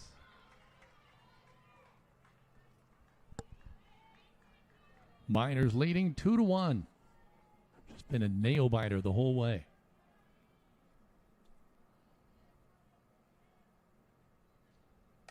There you go. Ball wrapped right to the second baseman. She'll make the throw in time to retire Brown, but the runner, Sophie Lauer, advances to third.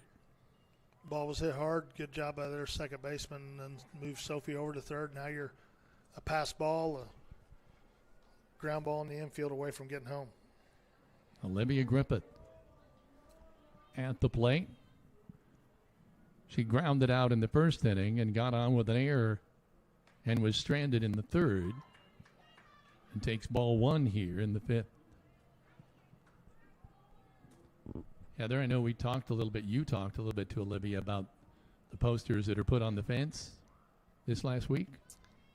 Well, there's obviously senior banners for softball, but then also the class of 2026 had the opportunity to purchase a banner and showcase things in addition to sports. So you actually sat down and did an interview with her on Friday, and we put that up for Senior Sunday, and she's very proud of her FCA and National Honor Society involvement here at Linton.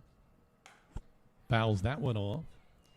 And it's not too late. If you're still a senior, you can still purchase a banner up through May 1st with proceeds going to the athletic department, and you can have that at your open house. Here's the 2-1 pitch. Ball outside. Boy, that wasn't outside by much, Craig, and I wasn't sure if he was going to give the corner there or not. So, again, from up here, there's some pitches that have looked like strikes he's not called, and some that were the other way around. So here's the 3-1. Griffith hanging tough, takes ball 4. So now runners at the corners at first and third, and Piper Bland steps up, 1 out. Ella Norris on deck.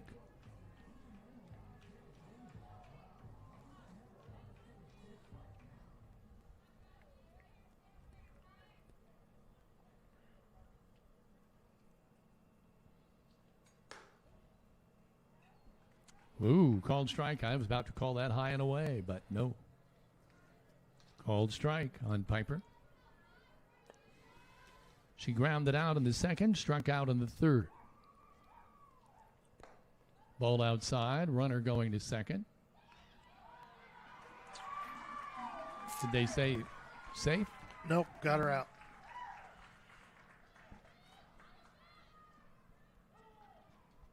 So they throw there. Gets Lauer out at third, and now the Miners have a runner at second with 2 outs and Piper Bland at the plate. Ball inside.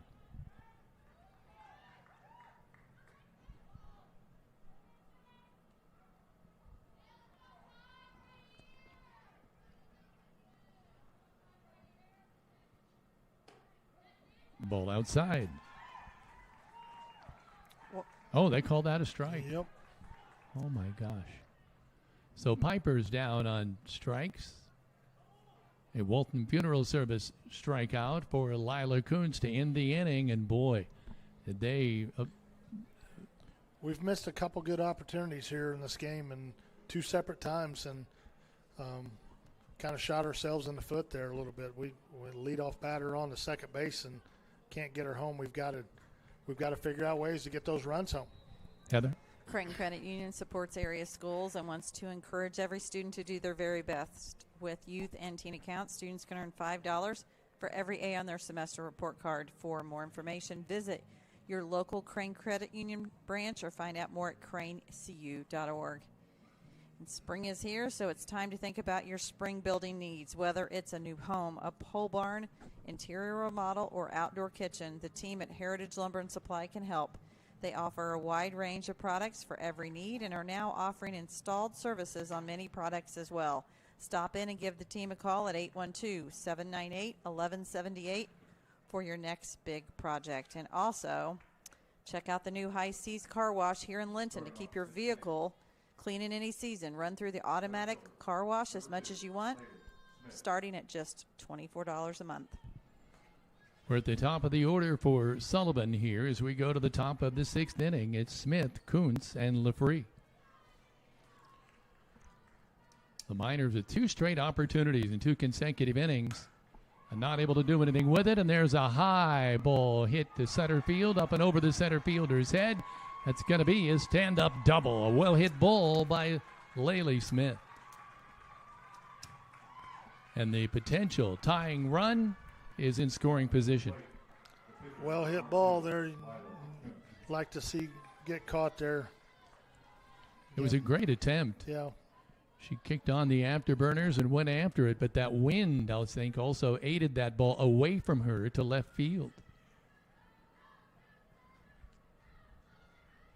Here's the windup. Hitter. She'll go to first. Runners at first and second. Nobody out. Addison LaFree. This is a pretty critical time right here. A little bit of momentum starting to switch a little bit. Bloomfield kind of took it back there defensively, and now we're 2 runners on and no outs. Need to settle down. Going to have a discussion about it now, Heather. Bob Walters, Linton Motors invites you to participate in their Cars for a Cause program during April. They're donating $5 for every oil change, $10 for every alignment, and $20 for every transmission service back to the Linton Public Library Summer Reading Program. Shop local, service local, and help the community today. And also, choose our new Minor Pride sponsor, Powers Orthodontics, the only orthodontist in Greene County. They offer braces for all ages. Kids 7 to 11 can join the club for free exams and discounts. Visit the Lyons or Terre Haute location by booking online at powersortho.net or call 812-659-9100.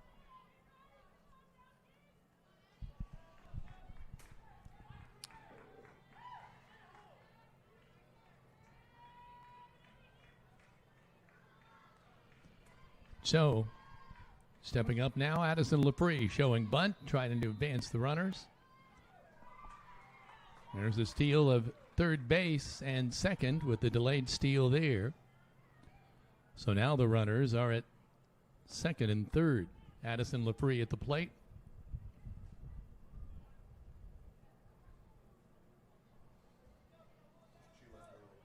Oh, they left early. It's an appeal there, and they left early, so that means the lead runner is where's Lead runner's out. Oh my. Lead runner left early. She's out. Runner on first had to go back to first base. There's a foul. What a break. What a momentum breaker there. The Miners. Was that an appeal, Greg, or did the umpire just make the call? Coach Arnold was definitely appealing it, but I think the umpire had already made the call out here.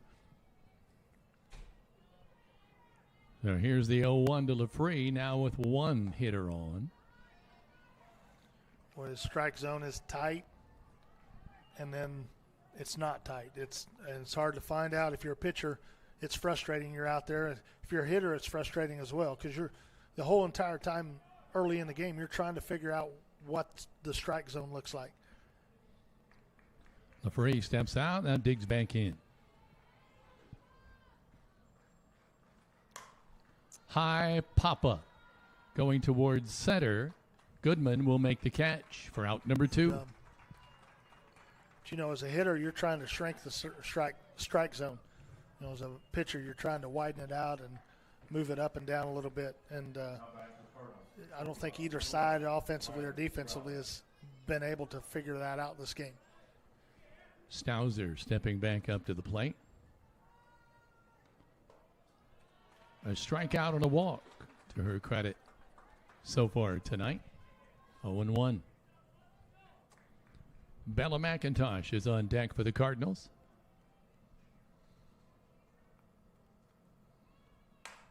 Well, that ball was hit Nice, hard. well hit ball right by Olivia Griffith at third base. That's the reason they call that. It was right there in that, that 5-6 hole there. It was a well hit ball. Again, The hot corner was just that. runner in scoring position here again, and want to try to get an out here. So hopefully you don't have to face this top part of the lineup again in the 7th. Runners at first and second. Bella McIntosh steps up. Struck out and grounded out tonight. Pop up, that's going to fall right over the first baseman's head, and that's going to score 1 run and maybe more. We'll see. You're going to round? No, stay. Runners stay, a stand-up RBI double, and we're tied up at 2-all. Again, that's one of those balls that you don't like to see if you're on defense and hit out there. It's got a ton of spin on it. Hit the ground there and spun hard right. Next up, the first baseman, number 12, Farrah Hostetter.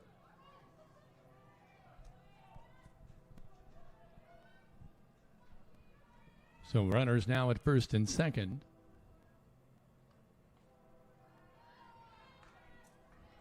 Hostetter at the plate. Farrah struck out in the second, grounded out in the fourth.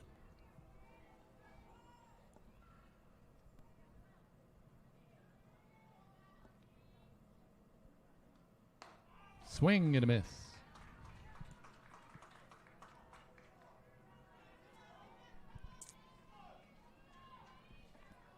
Boy, opportunity is knocked for the Linton-Stockton Miners tonight, but they just could not take advantage of it. And there's a ball laced out to center for a base hit. Scores 1 run.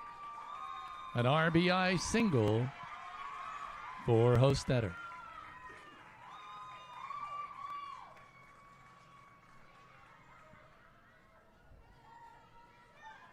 Now runners at the corners. 2 outs.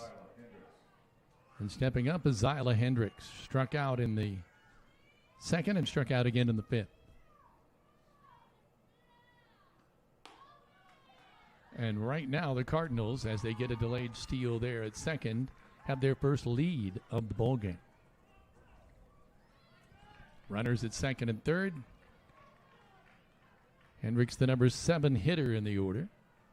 A 1-0 count. Swing and a miss.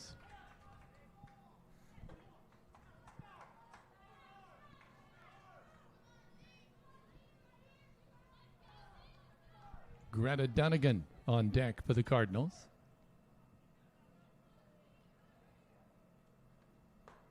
Swing and a miss.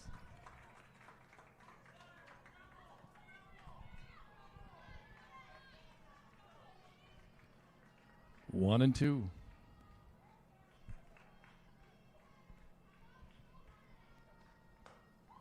Swing and a miss. Walton Funeral Service strikeout.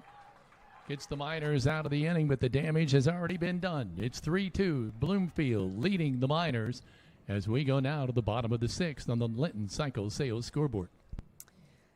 CAS Contracting, doing business as Kramer's Tree Service, has been locally owned for over 30 years. They offer residential tree trimming, stump grinding, and many other services include compost, seasoned firewood, and quality hardwood mulches. Call Chelsea, Brett, or Blake at 812-847-7221 today. And spring is here, and that means boating season is upon us. If you're fishing for boat insurance, give Audrey Sparks at Richard Brown Insurance a call today.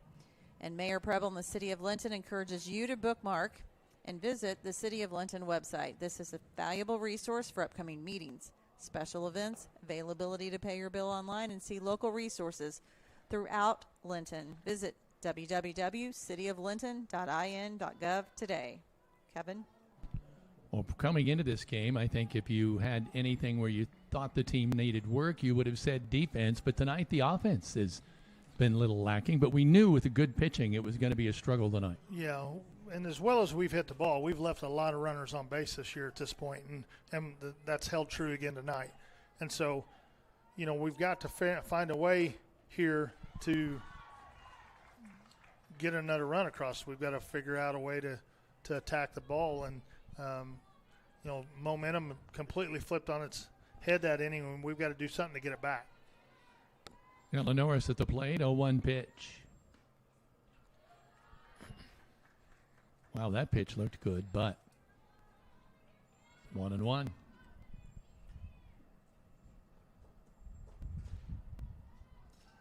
We're at hitters 6, 7, and 8 in the order. Called strike.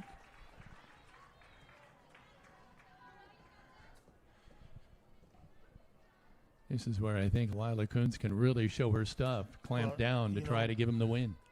It was middle innings. She pitched pretty good, but you could just tell she was frustrated with some things, some of the no calls as far as what she thought was strike, and now you see a little more pep in her step there, and body language is a little different. So here's the 2-2.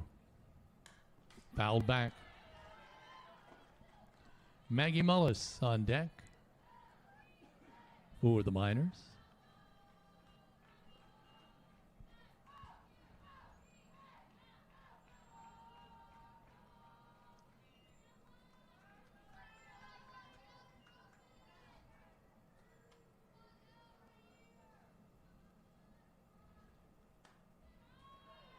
Ball outside.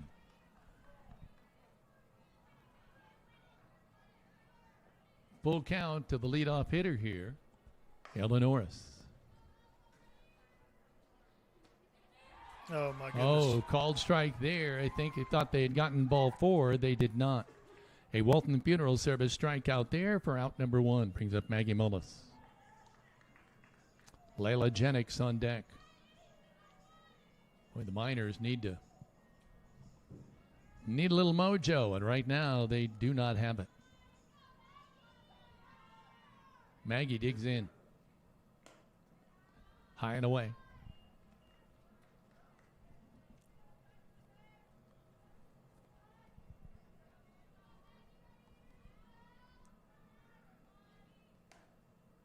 Off the handle of the bat, foul ball.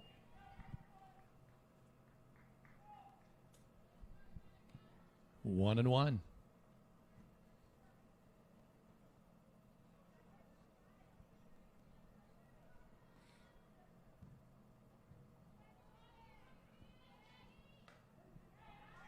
Called strike.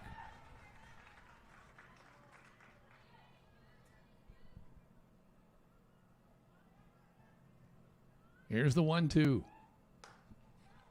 Popped up. First baseman makes the grab.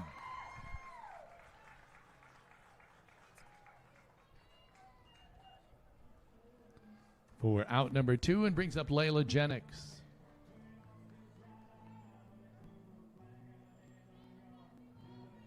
I thought for a while the wind might be a little instrumental offensively, and maybe you'd see a high ball get out of here. We have not seen that tonight. Ball high and in.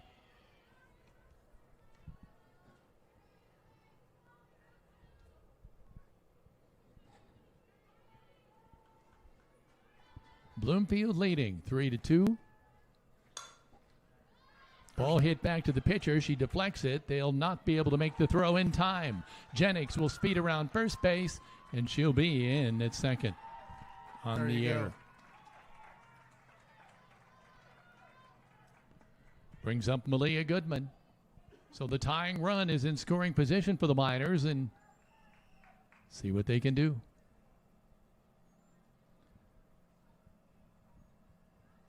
They didn't pick an easy time to do it with 2 outs, but we'll see. Do we have a change here? They're making a Gwen Clune is coming in here to hit for Malia.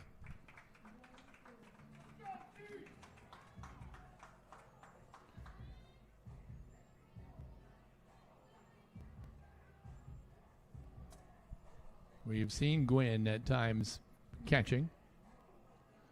I don't know. Yeah, I do have an average for her. She's hitting .250 on the year.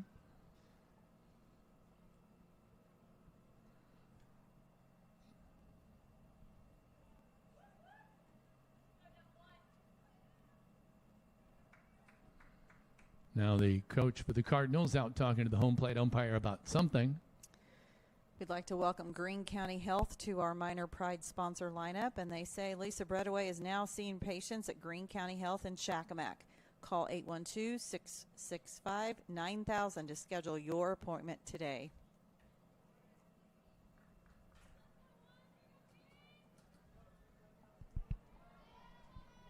Turn our attention now back to the plate and Gwen Clune. Guinevere is actually her full name. Guess what she told Heather and I? Asked her how she wanted to be called, and said everyone calls her Gwen. Called strike.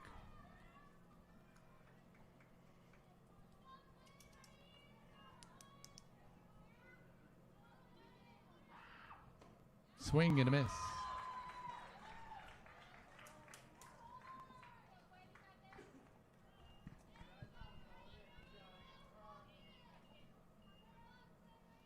Here's the pitch. High.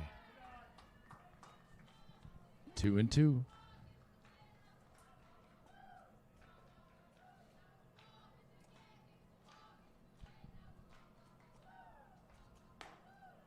Ball. Now it's 2-2. Audrey Sullivan is on deck. If Gwen should find herself so fortunate to get on. There's called strike 3. A Walton Funeral Service strikeout. She registered 2 in the inning to lower the boom, and so we go now to the Top of the 7th. top of the 7th, and it's time. Well, the other thing that was bad about the last inning, not discounting the 2 runs that they scored, but they're at their 9-1-2 now and back at the top of the order. So we're going to have to figure out a way to shut that top down and keep the score where it's at to give us a chance here in the bottom half of the 7th. Scooters Coffee thanks the Linton community for their support since the opening. Make sure to download the app. Get smiles to go towards your future purchases. And remember to order ahead. Scooters Coffee, amazing people, amazing drinks, amazingly fast service. And also, Violet & Company loves assisting each of you in life's special moments. They are a locally owned floral shop at 69 North Main Street in downtown Linton. Contact them at 812-847-3208 to purchase your arrangement for any special occasion or stop in and find that perfect gift. They encourage you to live life in full bloom. Hitters 8, 9, and 1.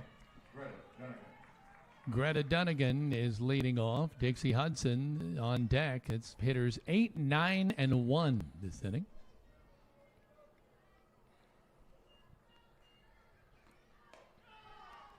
Ball high.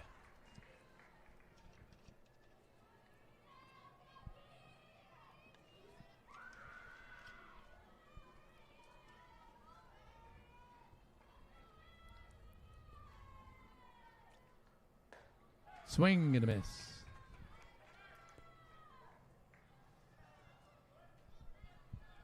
One and one.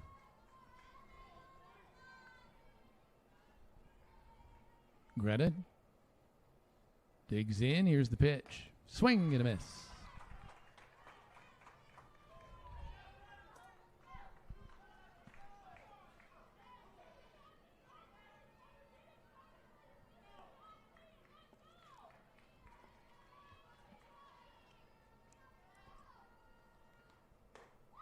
Swing and a miss for strike 3. A Walton Funeral Service strikeout.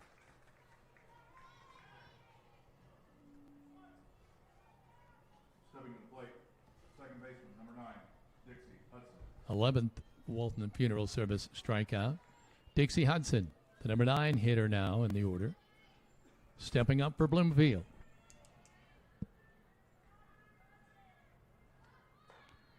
Shows bunt, takes a strike.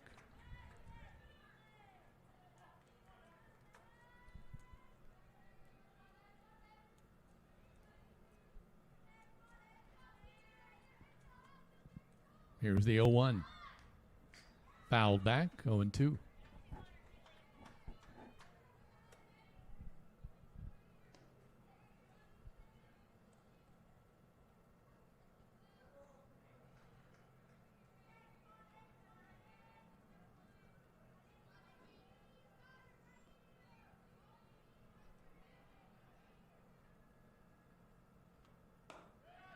Ball high, 1-2.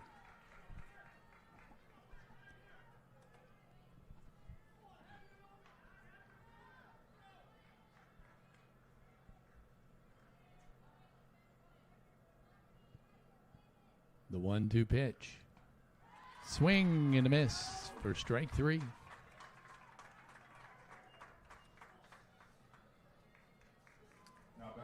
Walton Funeral Service strikeout. 11th Walton Funeral Service strikeout of the game for the Miners. Specifically, Keely Brown. As right now we go to the top of the order, Laylee Smith, who doubled her last time up.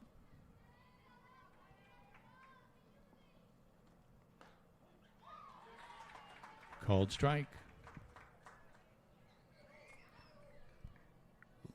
Lila Kuntz on deck.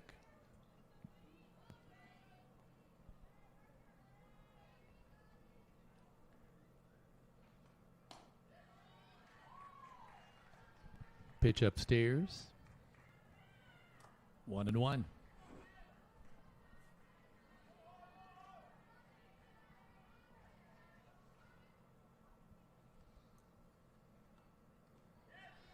Inside. 2-1.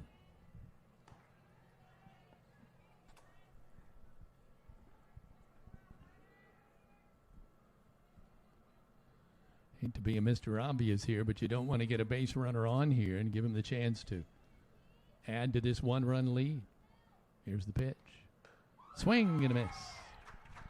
Boy, that had some heat on it. Good pitch there.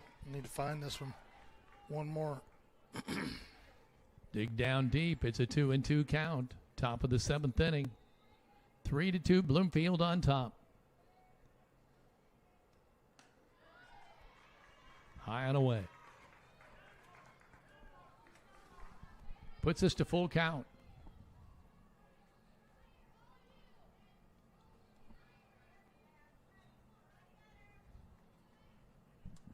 Two outs, nobody on.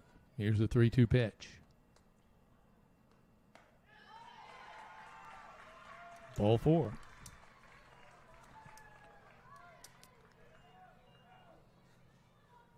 Brings up Lila Kuntz. One swing of the bat could be lethal here as she steps in on the left-hand side. As Greg pointed out earlier, she's a switch hitter, which she already showed tonight. One runner on, 2 outs. Good stop by Mullis. Ball 1.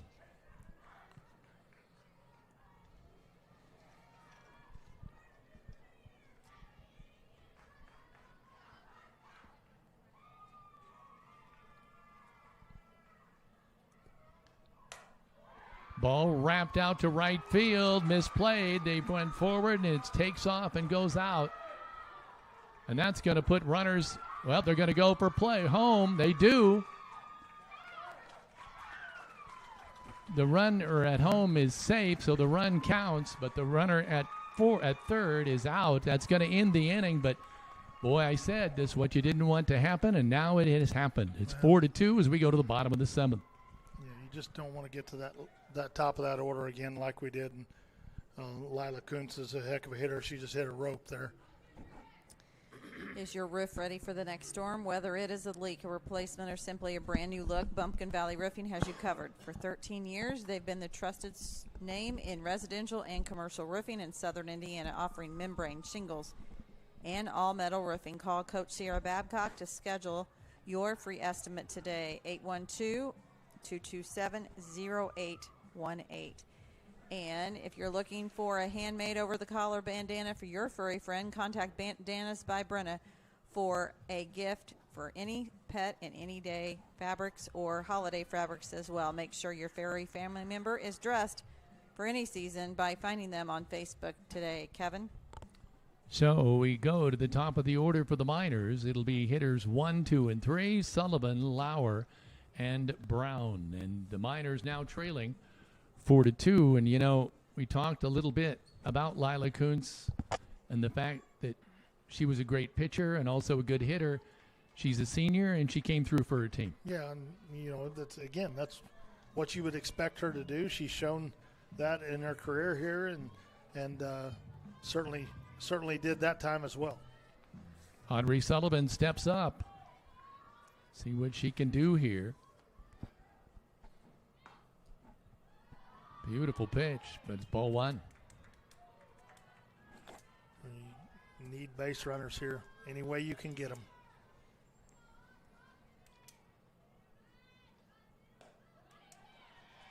Strike, 1-1.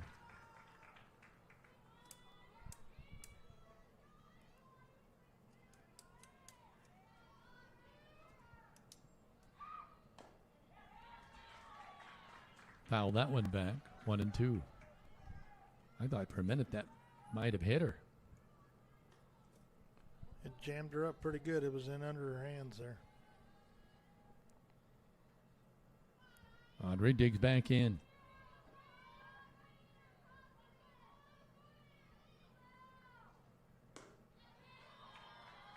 Ball. A lot of hitters would have bid on that one. She didn't. Yeah. Here's the 2-2. Outside, full count. It's part of the reason why her on-base percentage is .640. She doesn't chase a lot of bad pitches. She's pretty disciplined at the plate. Ball popped up, going out to right center, and they collide, but I do believe they made the catch.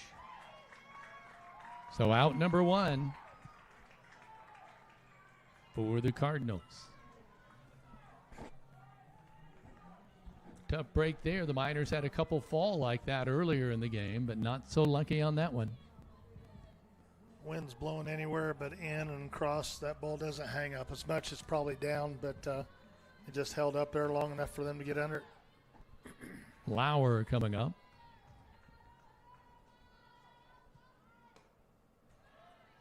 Boy, ball right across her chin.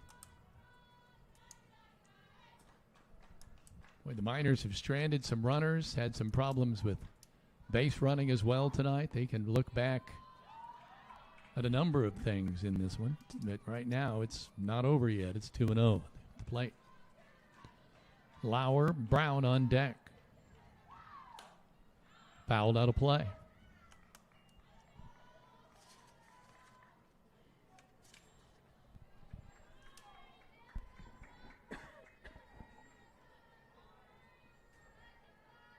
Here's the 2-1.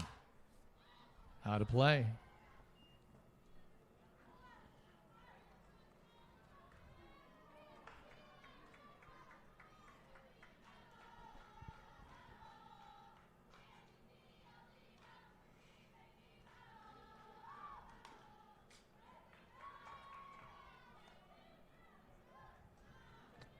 Two and two, the count now.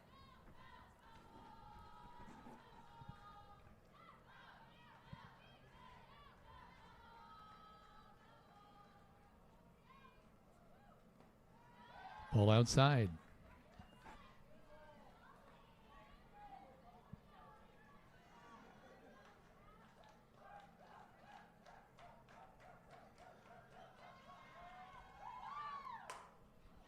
Base hit. It's down, and it's by the left fielder. She's going to try to run it down. This could be an inside the Parker. They're going to tell her to go. Here's the throw. Slides inside the park, home run. Unbelievable play by Sophie Lauer.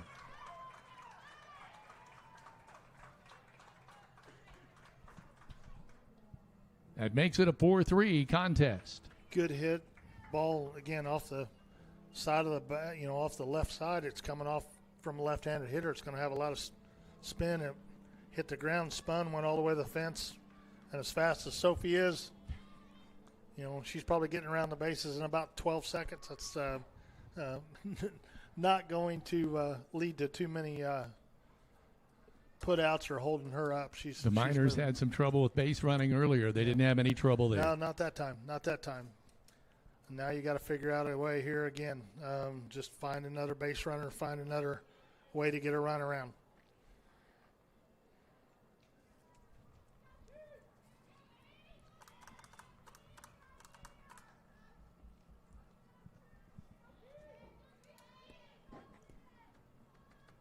So right now, Keely Brown getting ready to step up.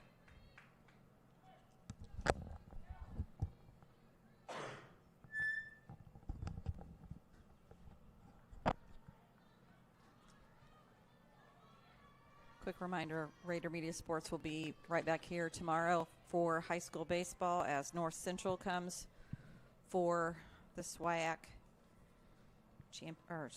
matchup here against Linton. That is a 4:30 pregame, 5 p.m. first pitch. 1 out, nobody on, 4-3 ball game. Boy, that insurance run that Bloomfield was able to get will loom large now. Ball inside. Nope. Called strike. Wow. Olivia Griffith on deck.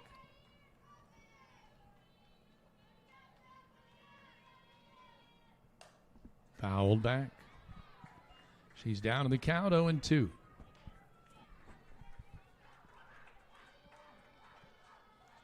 Have to protect the outside of the plate. He's been giving him that call outside, so we've got to be able to foul that off. Pop up, going to right field. Right fielder and the second baseman are right there toe-to-toe. Second baseman will make the play. Nice play by Hudson. And so that's 2 outs.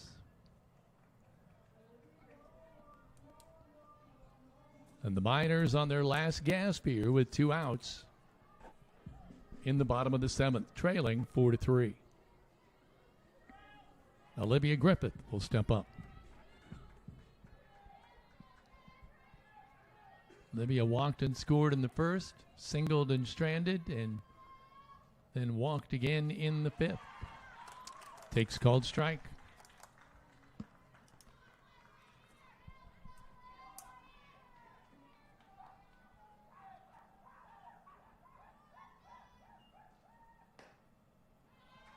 Nice pitch, but ball 1.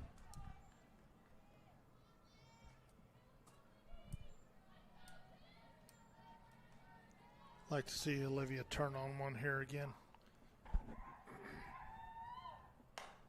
There's a ball up the middle. There's a ball that the shortstop can't make a play on. Gets to center field, and she might have twisted her ankle there over the bag. She is safe at first on the single, but they might have to get a pinch runner in there. Heather? We're going to take a quick timeout and be back in just a moment. This is a live stream production powered by Rader Media Sports. Some see a student athlete working hard in the weight room. We see a future leader learning there are no shortcuts to success. Proud to keep education in front of athletics since 1903.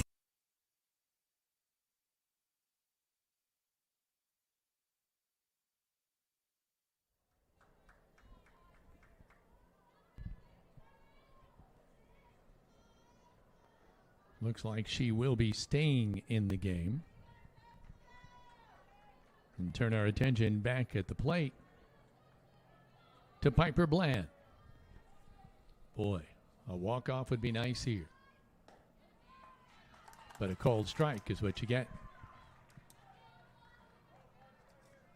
Piper hitting .348 on the year. 0 for 3 at the plate so far tonight. Foul ball down the first base line, out of play.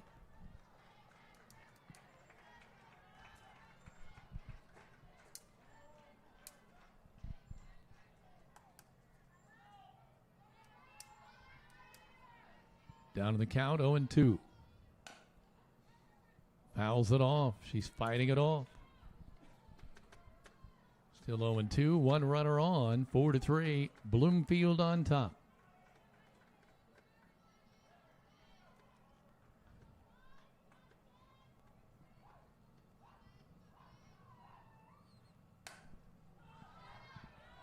Pop up, out of play.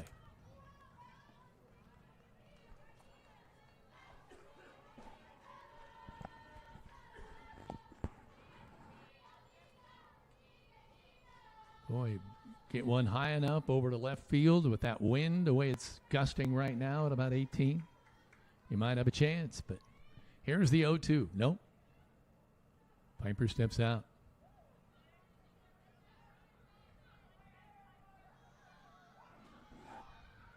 As she digs back in, here's the pitch. Ball outside. The Cardinals thought they had one then. The pitcher's taken off her headgear and was headed for the dugout. She's been getting that call all night, and that was just a little out. Again, we got to protect that outside. 1-2. Ball inside. 2-2. A lot of chatter right now as the Cardinals sense a victory here, leading 4-3, 2 outs, 1 runner on. Ball high.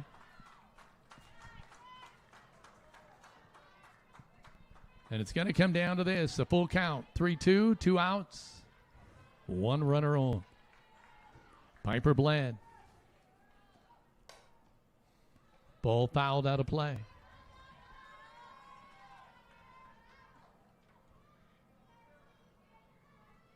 Catcher wants a timeout to go out and talk to her pitcher.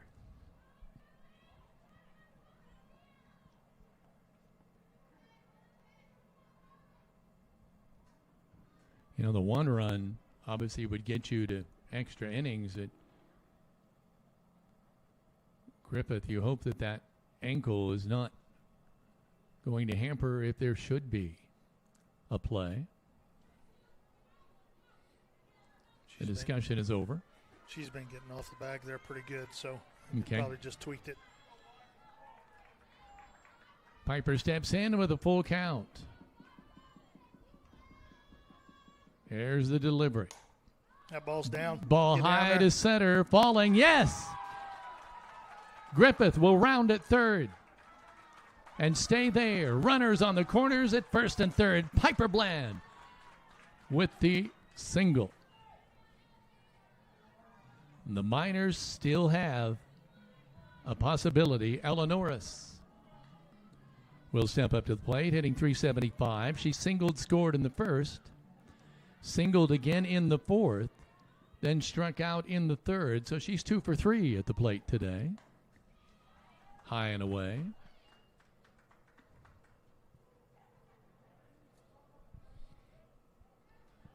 Home plate umpire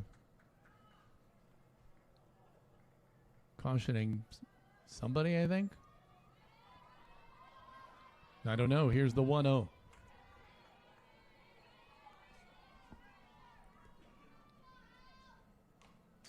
Fouled back.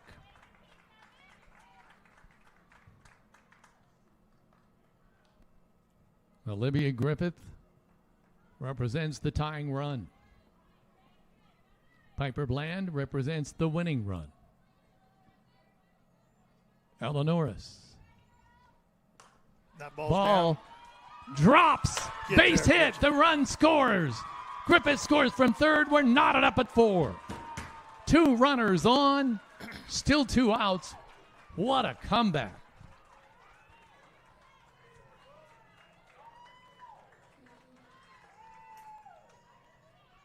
Great job there by Ella, just muscling that ball up the middle there. It was not a bad pitch. She just made a good swing on it. Yeah, Maggie up here now with a chance to keep this thing going. Can they pull out a win, or will they push it to extra innings? We'll see. Ball high. Mullis at the plate, Layla Jennings on deck.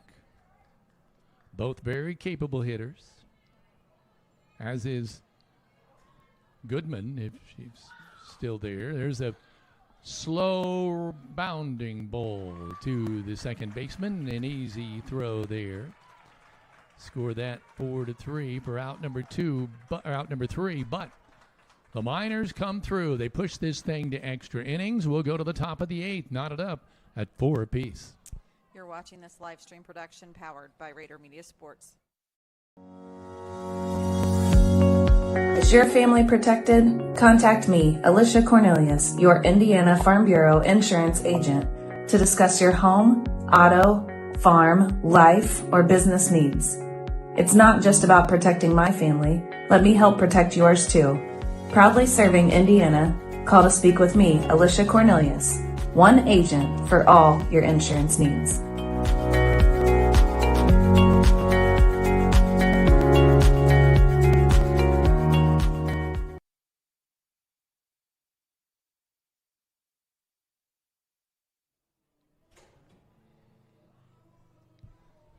So when is the last time you heard Wild Thing by the Trogs?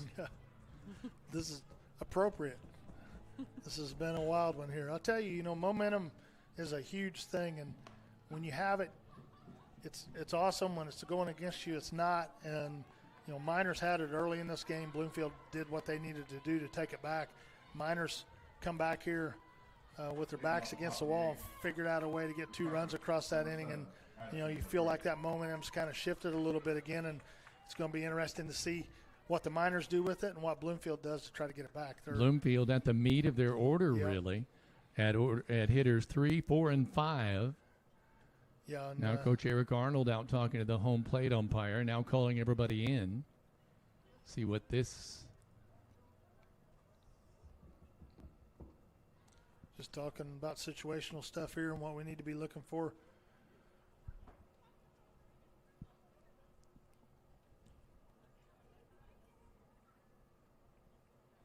The Miners showing a lot of heart here, battling back in this ball game.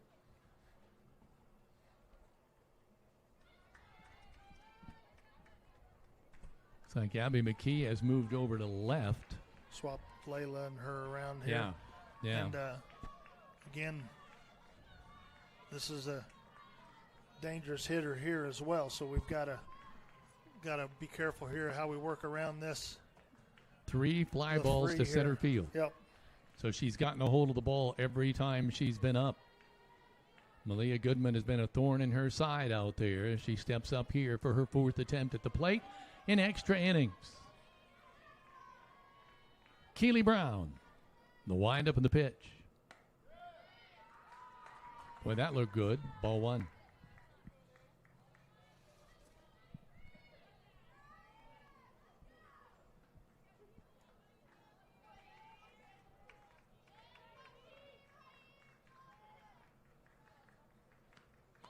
Ball inside.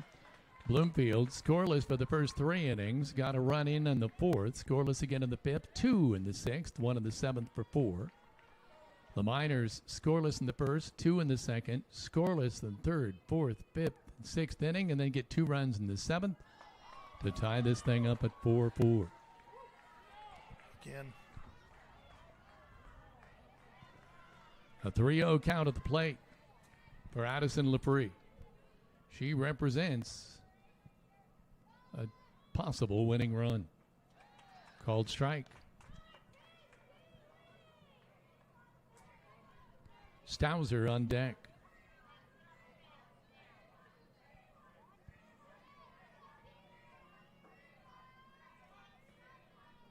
A 3-1.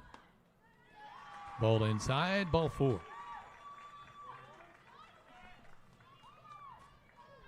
Brings up Stauser, who is now batting the shortstop, number 1. 1 of 2 from the plate. Struck out in the 1st, singled and scored a run in the 6th, then walked in the 4th.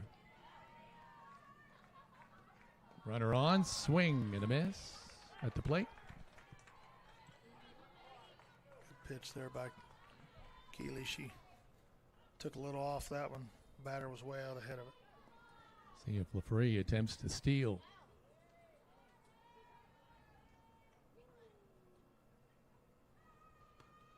Swing and a miss.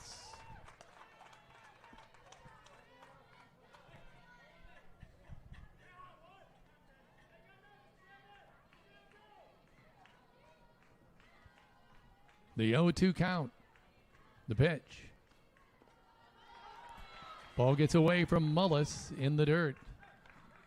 The runner advances to second. You've got a runner now in scoring position.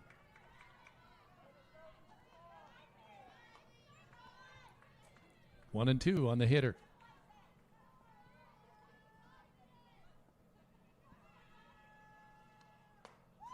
Swing and a miss for strike 3.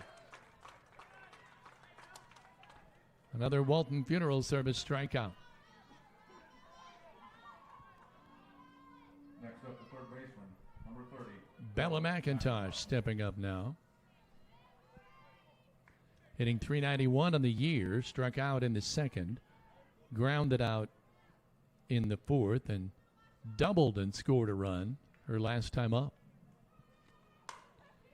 There's a hit to second base, can't make the play.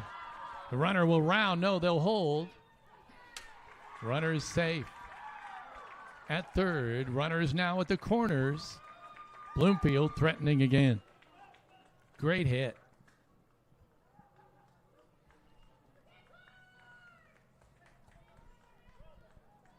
Now batting, the first baseman, number 12, Farrah Hosted. Hostetler 1 of 3. Wanted. She had a big hit there in the sixth, I think. Sure did. A single. Struck out in the second, grounded out in the fourth, but really came through for her team, and she has the opportunity here to do it again. Shows bunt. Runner advances to second from first. So now 2 runners in scoring position. If Hostetler should happen to get a hold of one here. It's down to the count, 0-1. Ball high.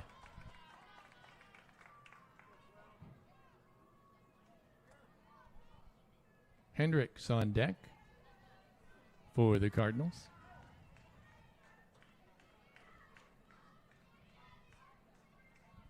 If you're just joining us, extra innings. We're knotted up at 4, but Bloomfield threatening. Foul that one off.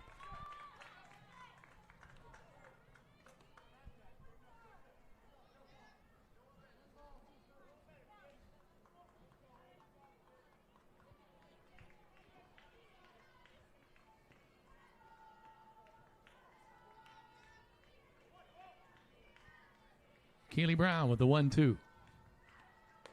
Swing and a miss for strike 3, and the Miners dodge a bullet there.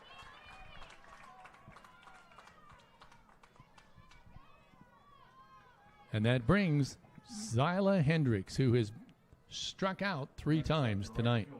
Number 13, Zyla Hendricks.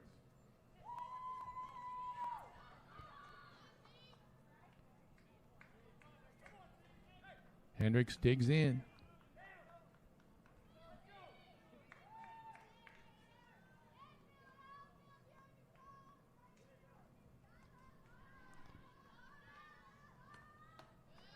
"13 Walton Funeral Service strikeouts for Keely Brown tonight. Here's the ball 1. Dunnigan on deck.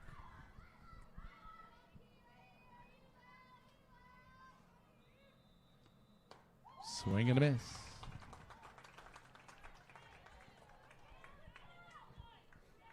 One and one. LaFree yelling encouragement from third base to her teammate at the plate. Here's the 1-1. Swing and a miss.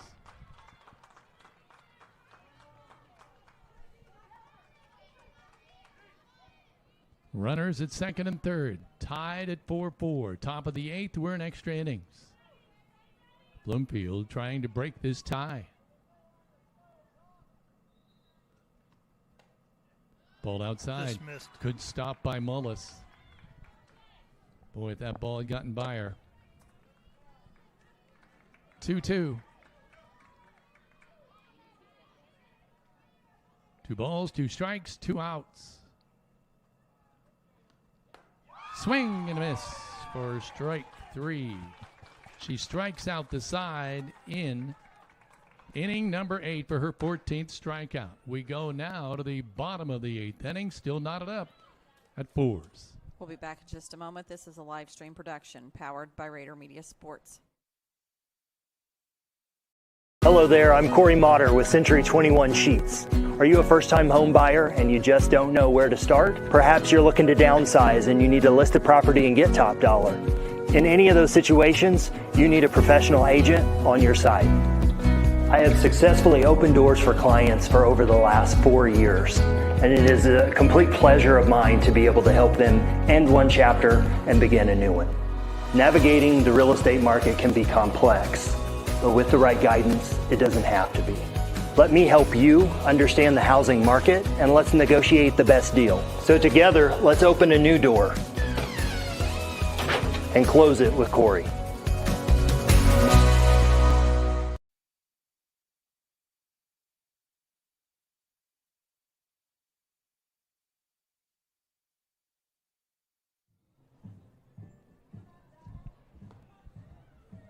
An apropos musical selection of Rocky as the Miners come up here on the bottom of the 8th inning, knotted up at 4.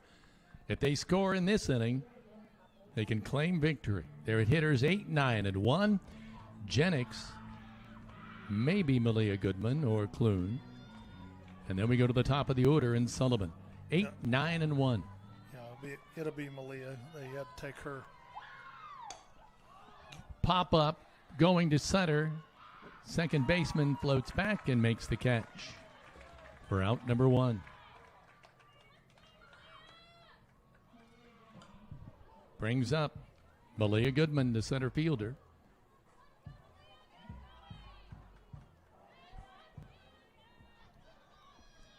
Oh for 2 on the night. The number 9th hitter in the order.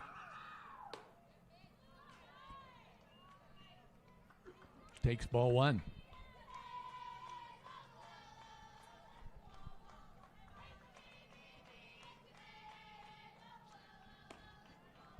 Ball 2. The lights are starting to take effect here now. There's the 2-0.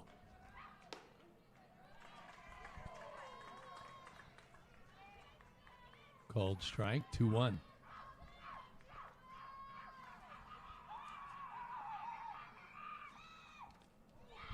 Ball low and in the dirt.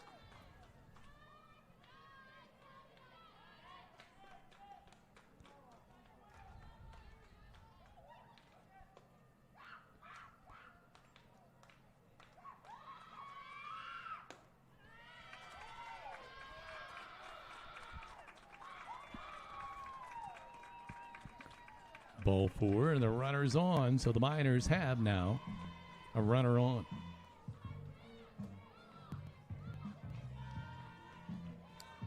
Got a ton of speed there at first base. I'd like to see Audrey turn on one here. Sullivan at the plate.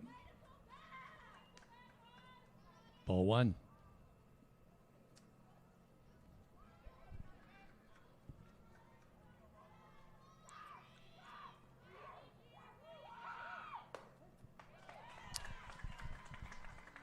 The ball. That's a strike.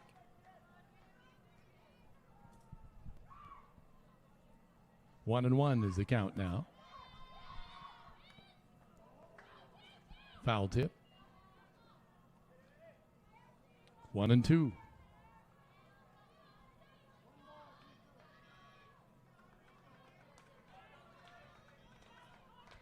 Lauer on deck. Oh my, the ball outside and he pulled it, called it for the strikeout. Wow. A Walton Funeral Service strikeout. Brings up Lauer with 2 outs and 1 runner on. Tough call.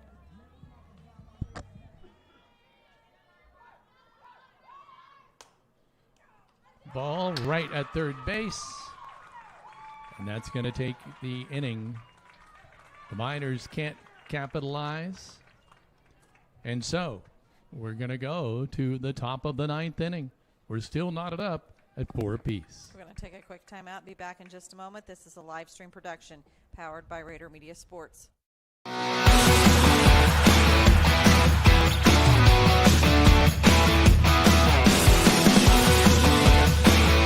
I'm Abby McKee. I've been playing softball for 14 years, and my favorite memory was hitting a walk-off home run against Northview my sophomore year.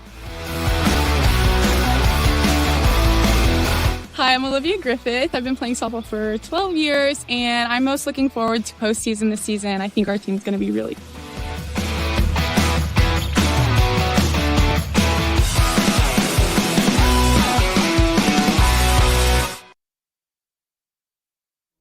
Welcome back to Rader Media Sports. You just saw the senior feature for Abby McKee and Olivia Griffith, two seniors here on Linton-Stockton High School. Takes us to the top of the ninth.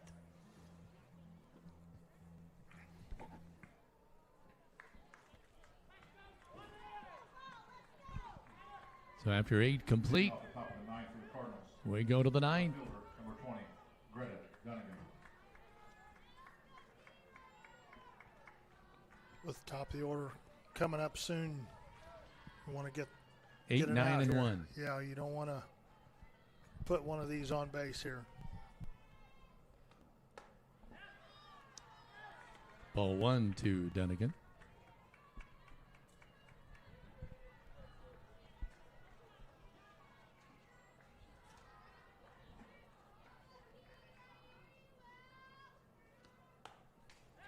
She swung and got a piece of that one, fouls it back.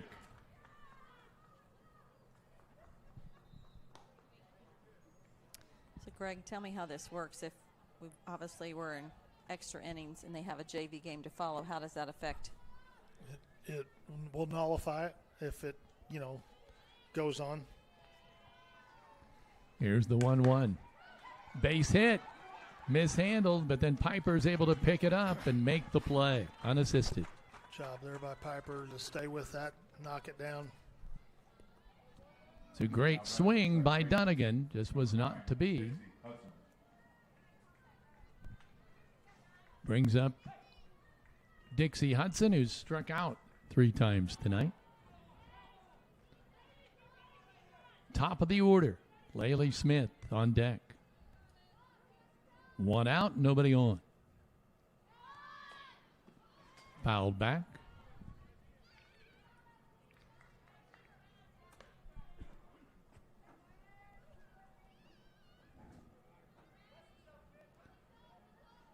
Well, I think we all knew it was going to be a good game tonight. I don't think any of us projected a 9-inning contest. Strike 2. Nope, ball, I'm sorry.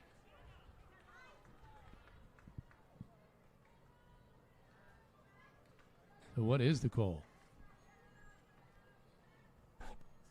Okay. I think he caught a ball. Whoa. Here's the 1-1.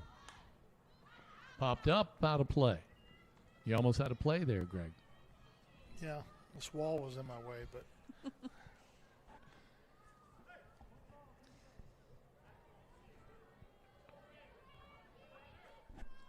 need to find the out here.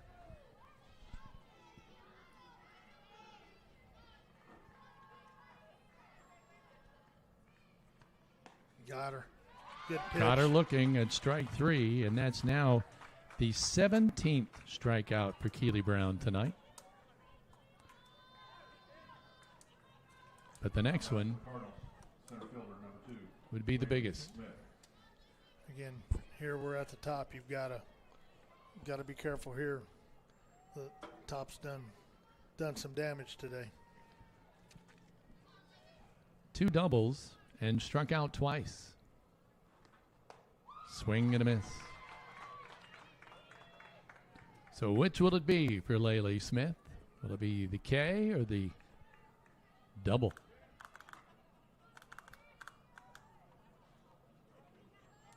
Here's the 0-1.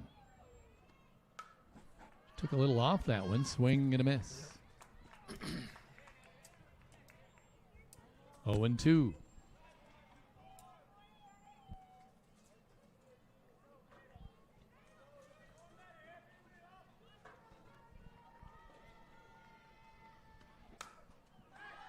Ball popped up out of play.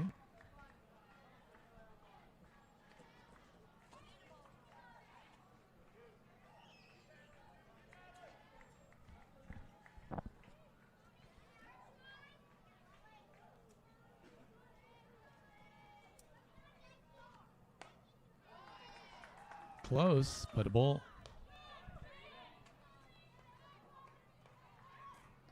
One and two.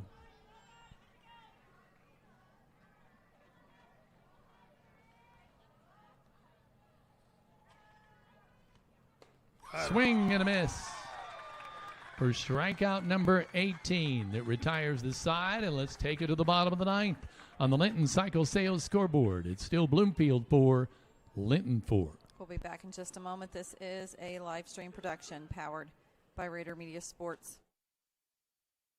I was in the room and Dr. Klutwig was like, "You tore your ACL." I think my first thought was career ending, like this is over.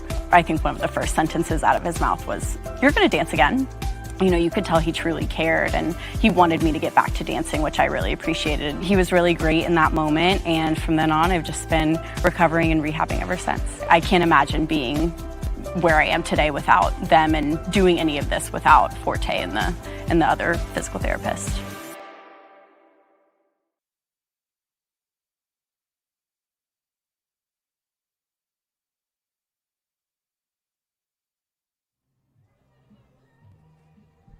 We're sharing stories here about the longest game you've seen out here, Greg. Yeah, that can't remember you exactly. You and Derek were trading stories here. My Audrey's freshman year, it would have been. Chelsea Muir was a senior. We were playing Shakamak here. It went 17 innings. Oh my God! And it was a whale of a game. Shakamak won with a hit out to, I don't know how they won. We had a fly ball out in the right center that they made a heck of a catch on to end the game, or we would have won it. But it was just a battle back and forth. And Derek, you were saying you ordered a pizza in the 12th, ate it, and it went 17. Had it delivered to the ball field. Delivered to center field. That's great. Okay, it's 4-4. That was before DoorDash too, Kevin. So. Took Keely a while Brown. to get here. That's right. We're at hitters 3, 4, and 5. Keely Brown, Olivia Griffith, and Piper Bland. You know, any of these three could end it with one swing of the bat, and you just, again, pitch at a time, find a way to get one in fair territory here and see what happens. No one's really been able to get a hold of one. There's a high pop going to right field, and they make the catch out there. Nice play by Hendricks. Part of the reason. Or no, that's number 9. It's Hudson out there. Part of the reason nobody's been able to, there's not been a lot of hard hit balls out here tonight, is the pitching's been outstanding by both of them.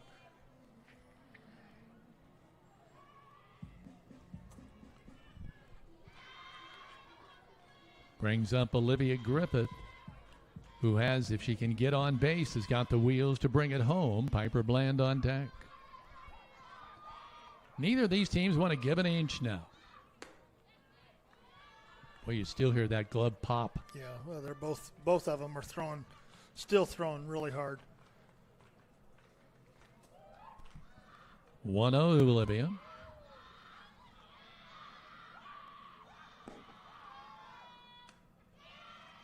Ball high. 2-0. Well, I wouldn't think Olivia would be someone they'd want to walk.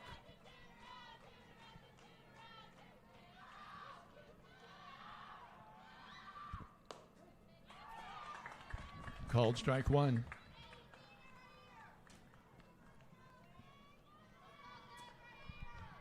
Two and 1 on Olivia Griffith. Inside. 3-1.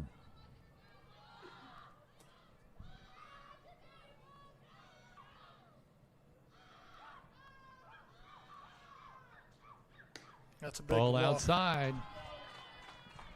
Olivia Griffith represents the winning run here in the bottom of the ninth.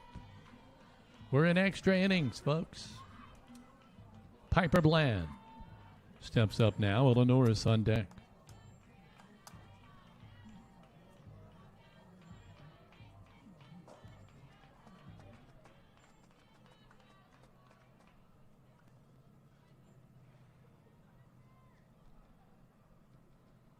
Little discussion. The home plate umpire, now a pitching coach, I think, coming out. Or is that their head coach? Yeah, no, Pitching coach coming out to talk. We're going to take a quick timeout and be back in just a moment. This is a live stream production powered by Rader Media Sports.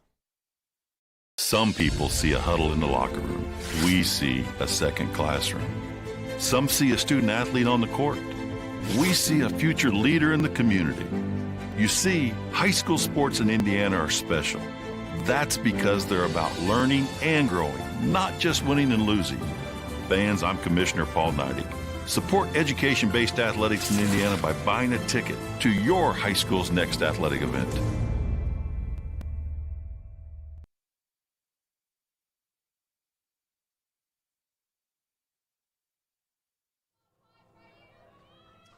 You can hear the train whistle. Hear the train a-coming. It's rolling around the bend.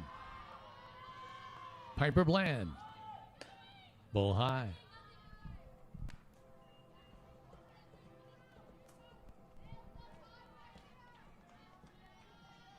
Looks as though the track meet has completed. Here's the 1-0. Piper shows. Bunt, pulls back, doesn't matter, called strike. 1-1, 1 out, 1 runner on. 4-4 in the bottom of the ninth. Ball low.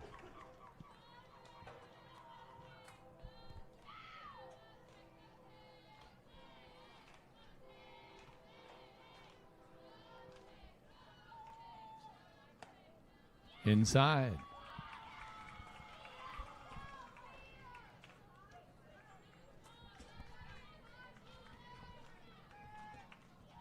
Piper, the number 5 hitter in the order. Here's the 3-1. Boy, ball outside.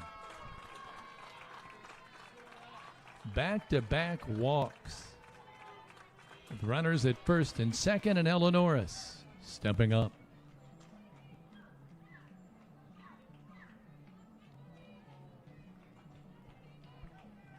Well, the Miners have had some base running faux pas tonight. You hope it doesn't come back to haunt them here. They also had a dynamic inside the park home run by Sophie Lauer. Here's a called strike. On Norris, Maggie Mullis on deck.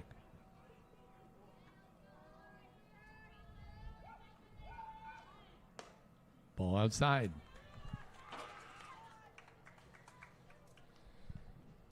1-1.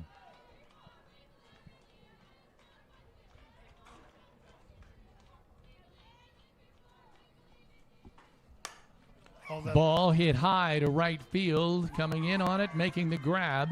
Runner will tag and slide into third. Olivia Griffith on the sacrifice is now at third base. That ball there was tailing pretty hard. The right fielder did a great job there of getting to it. She'd have been playing over 5 more feet to her right. That would have been a hard one to get to.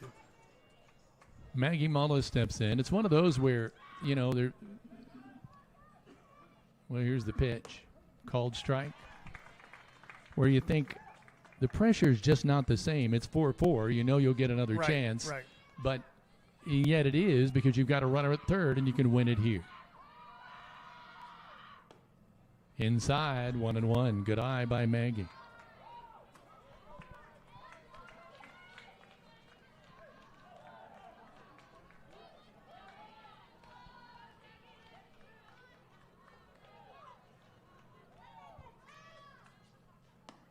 Ball high.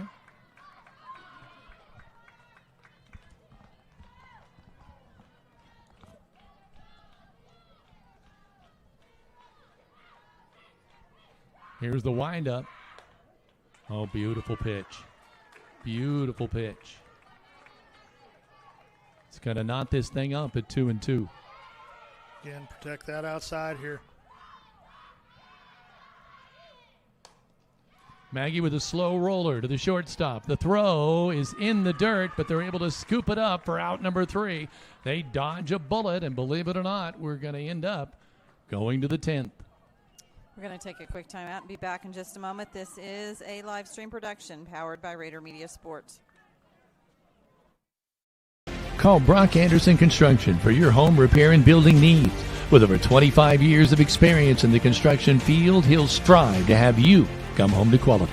Call Brock at 812-798-5583.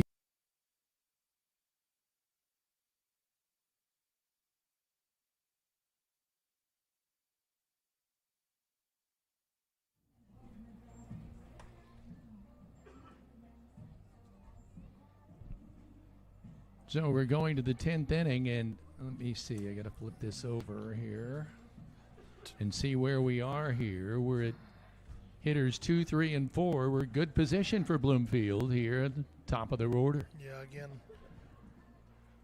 It's knotted up at 4. We're in the 10th inning. Yeah, Kuntz has killed us here tonight with some big hits at opportune times and lead off this inning. So we're going to have to be careful how we pitch to her, and because she's going to be the, she's got the ability to obviously change it with one swing. Leading off the top of the 10th for the Cardinals, the pitcher, number 22, Lila Kuntz. Lila digging in. Looks like she's got a hit on the left side. LaFrey on deck. Hitters 2, 3, and 4. Can't imagine Bloomfield doing any better, putting up their 3 of their premier hitters. Outside.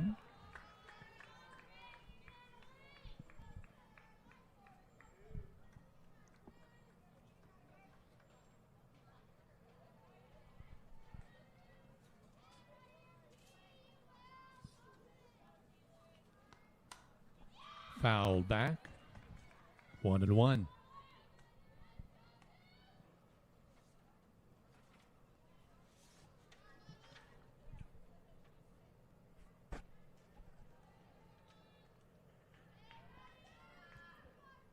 Here's the windup by Keely Brown.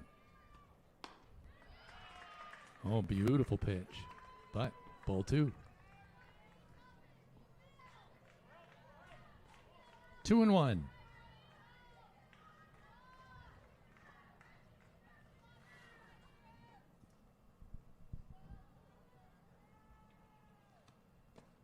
Outside, good glove by Mullis.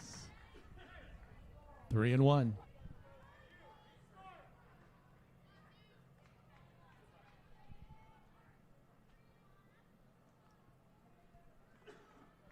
Four to 4, no score here since the 7th inning.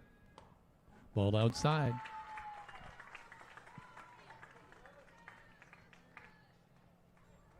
Lead runner on. Now batting the catcher, number 7, Addison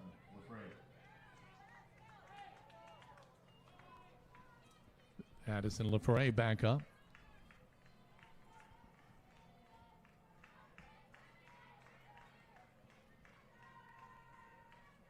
The wind up in the pitch. Fouled back. Well, you know, we were talking before the game about this stretch. The Miners had like about 10 games in 8 days. That's counting JV, I believe, as well. But still, Yeah, they've been playing. They've been on a stretch here that's just been murderous. Yeah, and it's early in the season. You know, you like the reps, but it also leads to a lot of other things sometimes, muscle soreness and arm soreness. And, oh, that was a good pitch. That was a beautiful pitch. But it's called a ball, 1-1. That was a little high in the zone.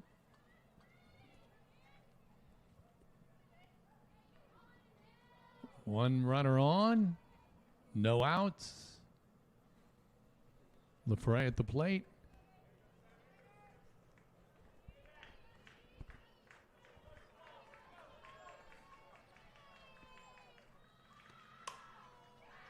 Ball hit high to right field. Settle underneath. Make the catch. Out number 1.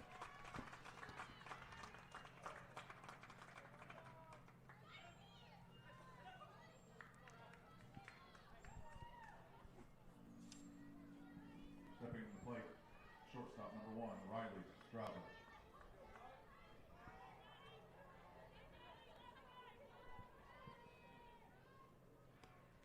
Swing and a miss. boy, I'm getting to the point where I almost need the light on. Can we turn the light on in here or no? Riley Stouser at the plate. Steps out. Probably not mid-inning. We can wait.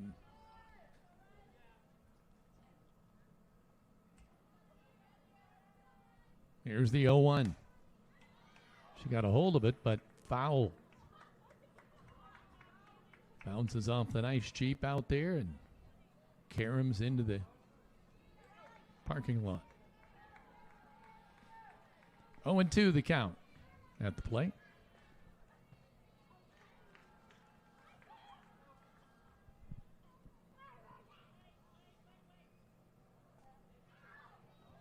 Steps out.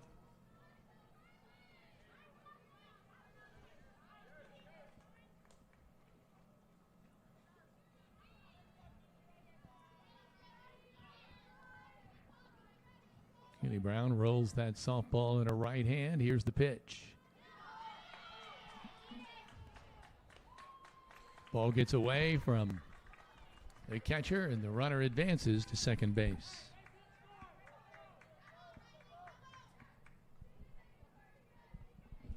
Strouser digs back in, 1-2. Swing and a miss for strike 3. And for Keeley, who's having just a phenomenal night, that's strikeout number 18. McIntosh stepping up.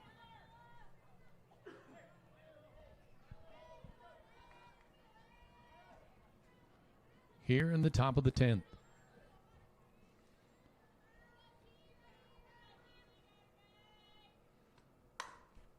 Bounding ball. It's going to go right through the gap over second base. The runner is going to come around and score. That breaks the tie at 5-4. Bloomfield.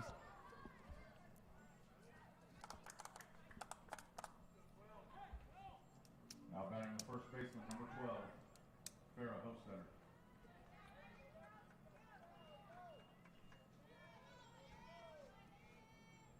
Hostetter stepping up now for the Cardinals.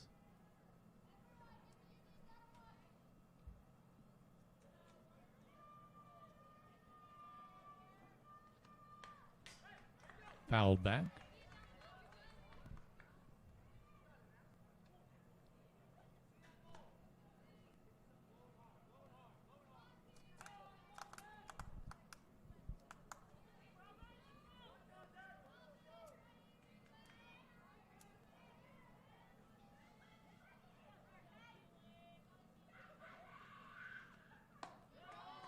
Ball outside. Good glove by Mullis.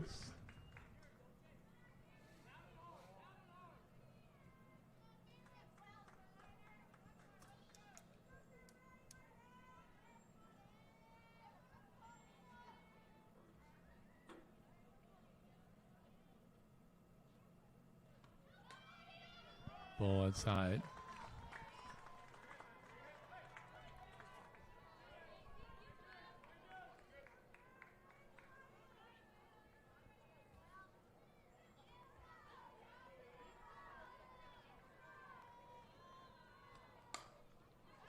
Fouled back.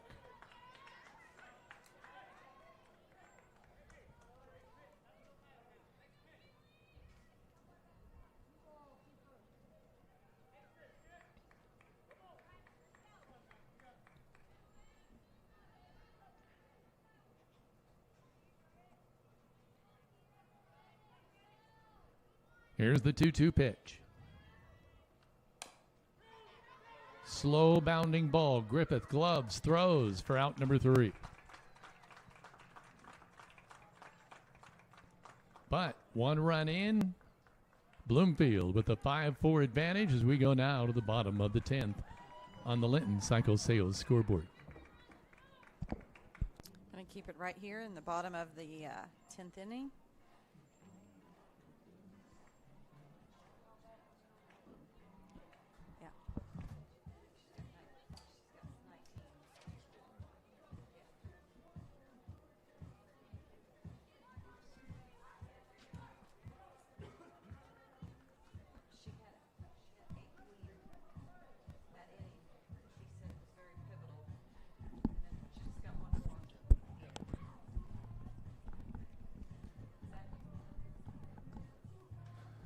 got a big opportunity here. We've got to step up. Layla's leading off.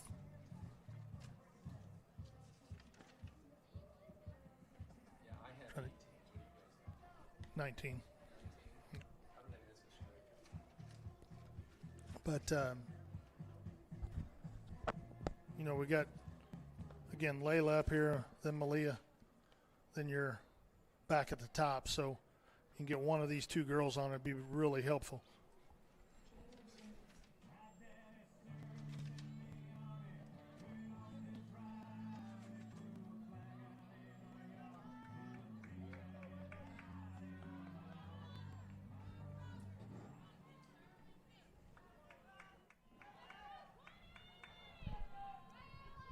We go now to the bottom of the 10th.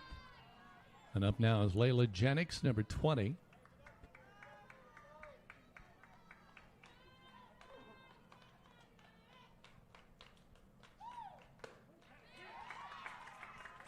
Called strike.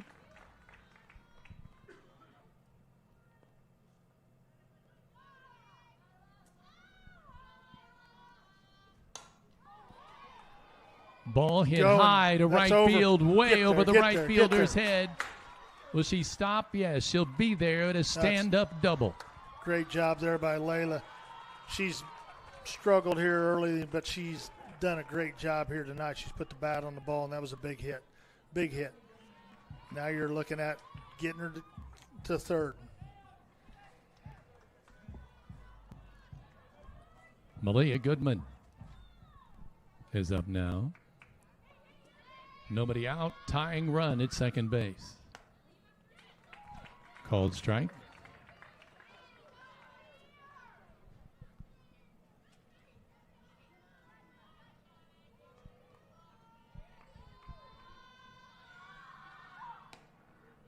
Outside.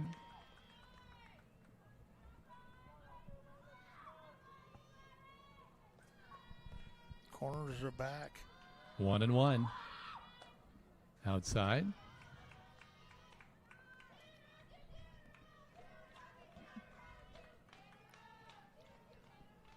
Two and 1 the count. Miners trailing 5-4. There we go. They put down the bunt. Great job. She's going to beat it out. Fantastic. And there's runners at the corners with nobody out. Corners are back. It was an ideal time to do that. Great job. Got it down. It was about 5 feet down the first baseline. That's a hard get for the pitcher to come and get. And with Malia's speed, that was not going to be a problem. Now you got Audrey up here, top of the order. We are currently at 3 hours and 5 minutes. Two runners on. First and third. Nobody out. Foul tip. 0-1. Audrey's been kind of silent tonight.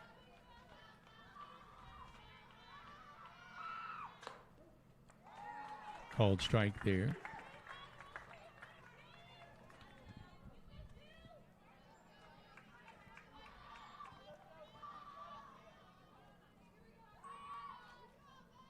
Here's the windup and the pitch.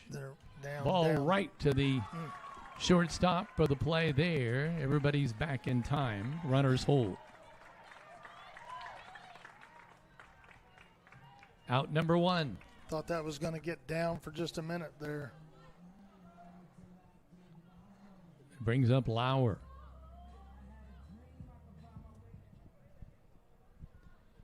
Sophie with a dynamic inside the park home run that kept the Miners' hopes alive.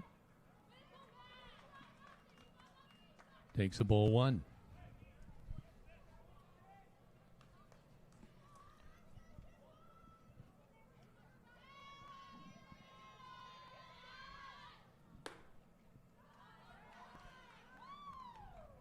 Ball two. She can pull a bunt here with her toward first. I think she can squeeze Layla in here. Thinking awful hard about it. Ball three. They would load the bases. 3-0. Miners trailing 5-4. Called strike, 3-1.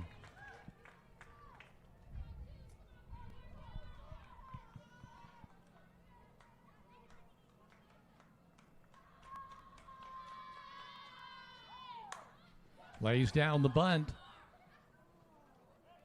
Oh, They go, missed go, the go, throw. go, go, go. They get up Come and on. run from That's third gonna base. win the ball game right Here there. comes their second run. That's going to do it. The Miners win it on a missed throw, an errant throw. Unbelievable. The Miners win it 6-5. Boy, explain that play. What exactly happened, Greg? Well, they were going to squeeze. Ball comes up. Lila Kuntz comes in and catches the ball, and the runner stops. She's going back to third. It looked like they'd pick her off Yeah, then. Kuntz throws the ball, and it's just off a little bit. It's down. There's a runner sliding in there and an outfield or a fielder there, and it just got past them. And once it got past, there's nothing there. It's going into left field, and with Malia's speed, she's coming all the way around too. So gritty win. Great game by both teams. These are two really nice ball clubs here that both played really, really hard, and you hate to see it end on something like that. But that's the way the game's played, and you put bunts down and you do things to put pressure on people, and that's the way this team has played this year, and they got it done. Gritty game of softball. Heather? And Derek McKee just mentioned that Keely Brown just broke the school record for strikeouts. So we're going to get official And so information. the official count is? We're going to get official information on that, as well as who it was that she broke. But great game by the Miners. Great game for the Bloomfield Cardinals as well. Yeah, Greg called it perfectly. This is one of those, it's just a tough one to lose because both teams were teetering on the edge. There were opportunities for both teams, couldn't cash in. And then all of a sudden it turns out to be a game of inches. I mean, I think both of these clubs will go back and look at the fact that they had opportunities that they missed. Both of them did. And, again, it comes down to sometimes just a play here or there. And, you have to put that ball in play in order to make that happen. And they did that. And like I said, it's a tough loss for Bloomfield. But, listen, they've got a really, really good club, and they've got every opportunity to win a sectional at the end of the season here in Class 1A. And, shake this off. They got a big one tomorrow night against North Davies. But, again, I'm impressed with them and how they play the game as well, and impressed with our girls.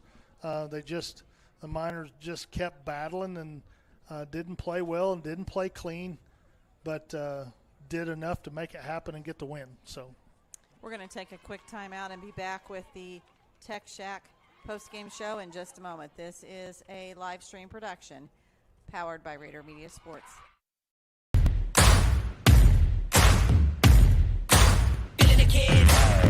There's a new kind of tech store in town, and it's not playing by your old rules. Welcome to Tech Shack in Linton, America's newest technology store for hands-on tinkerers, off-grid thinkers, and everyday problem solvers. Need two-way radios? Got them. Electronic parts? Stop. Survival gear? Ready to roll. It's like Radio Shack on steroids. Tech Shack in Linton. This ain't your daddy's shack.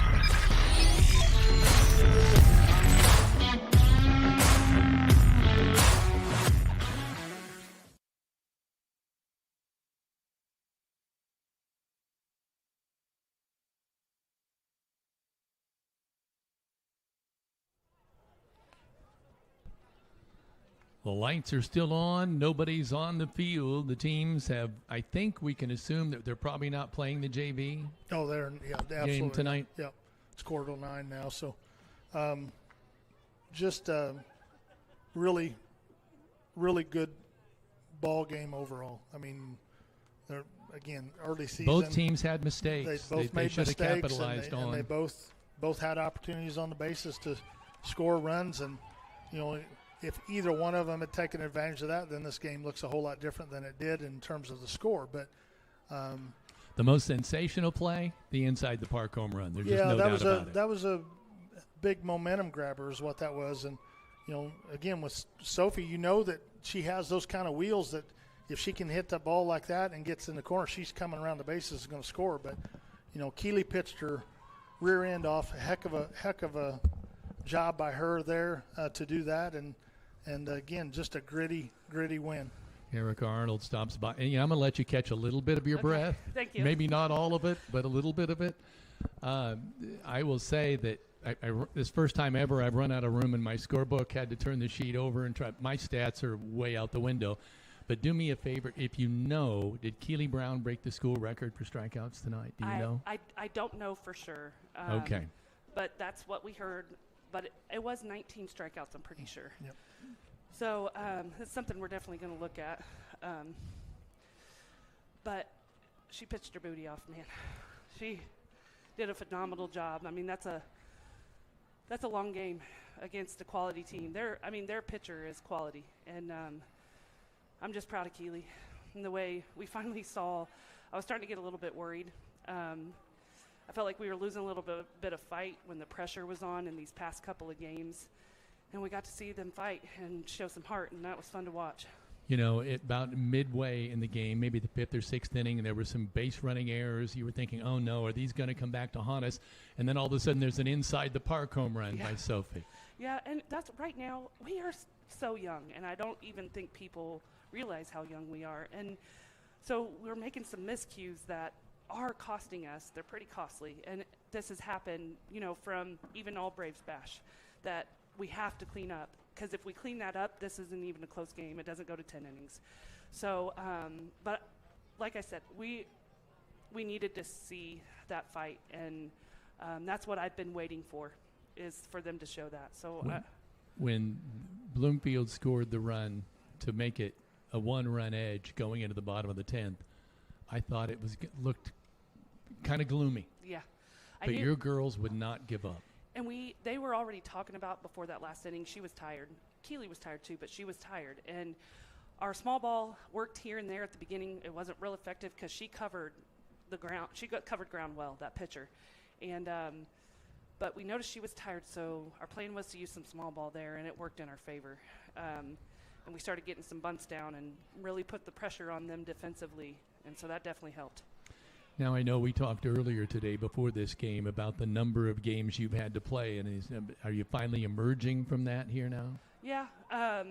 Was it 8? It was, okay. 10 games in 8 days? This is our ninth varsity game in 9 days. So, and then we played 2 JV games, so it's 11 games coached in 9 days. So it's been, especially, we only have 16 girls, so some of those varsity girls have been coming down and playing, so in those JV games. So there's several girls that have played 11 games in 9 days, and so I'm pleased with the fight they just showed. Greg, jump in. Yeah, it's real hard to work on the things you need to work on when you're playing all the time. Talk to me about Keely a little bit. One of the things I saw that I was really had a ton of respect for, the umpire's strike zone was tight, and there were some things I know her and Lila both were looking at.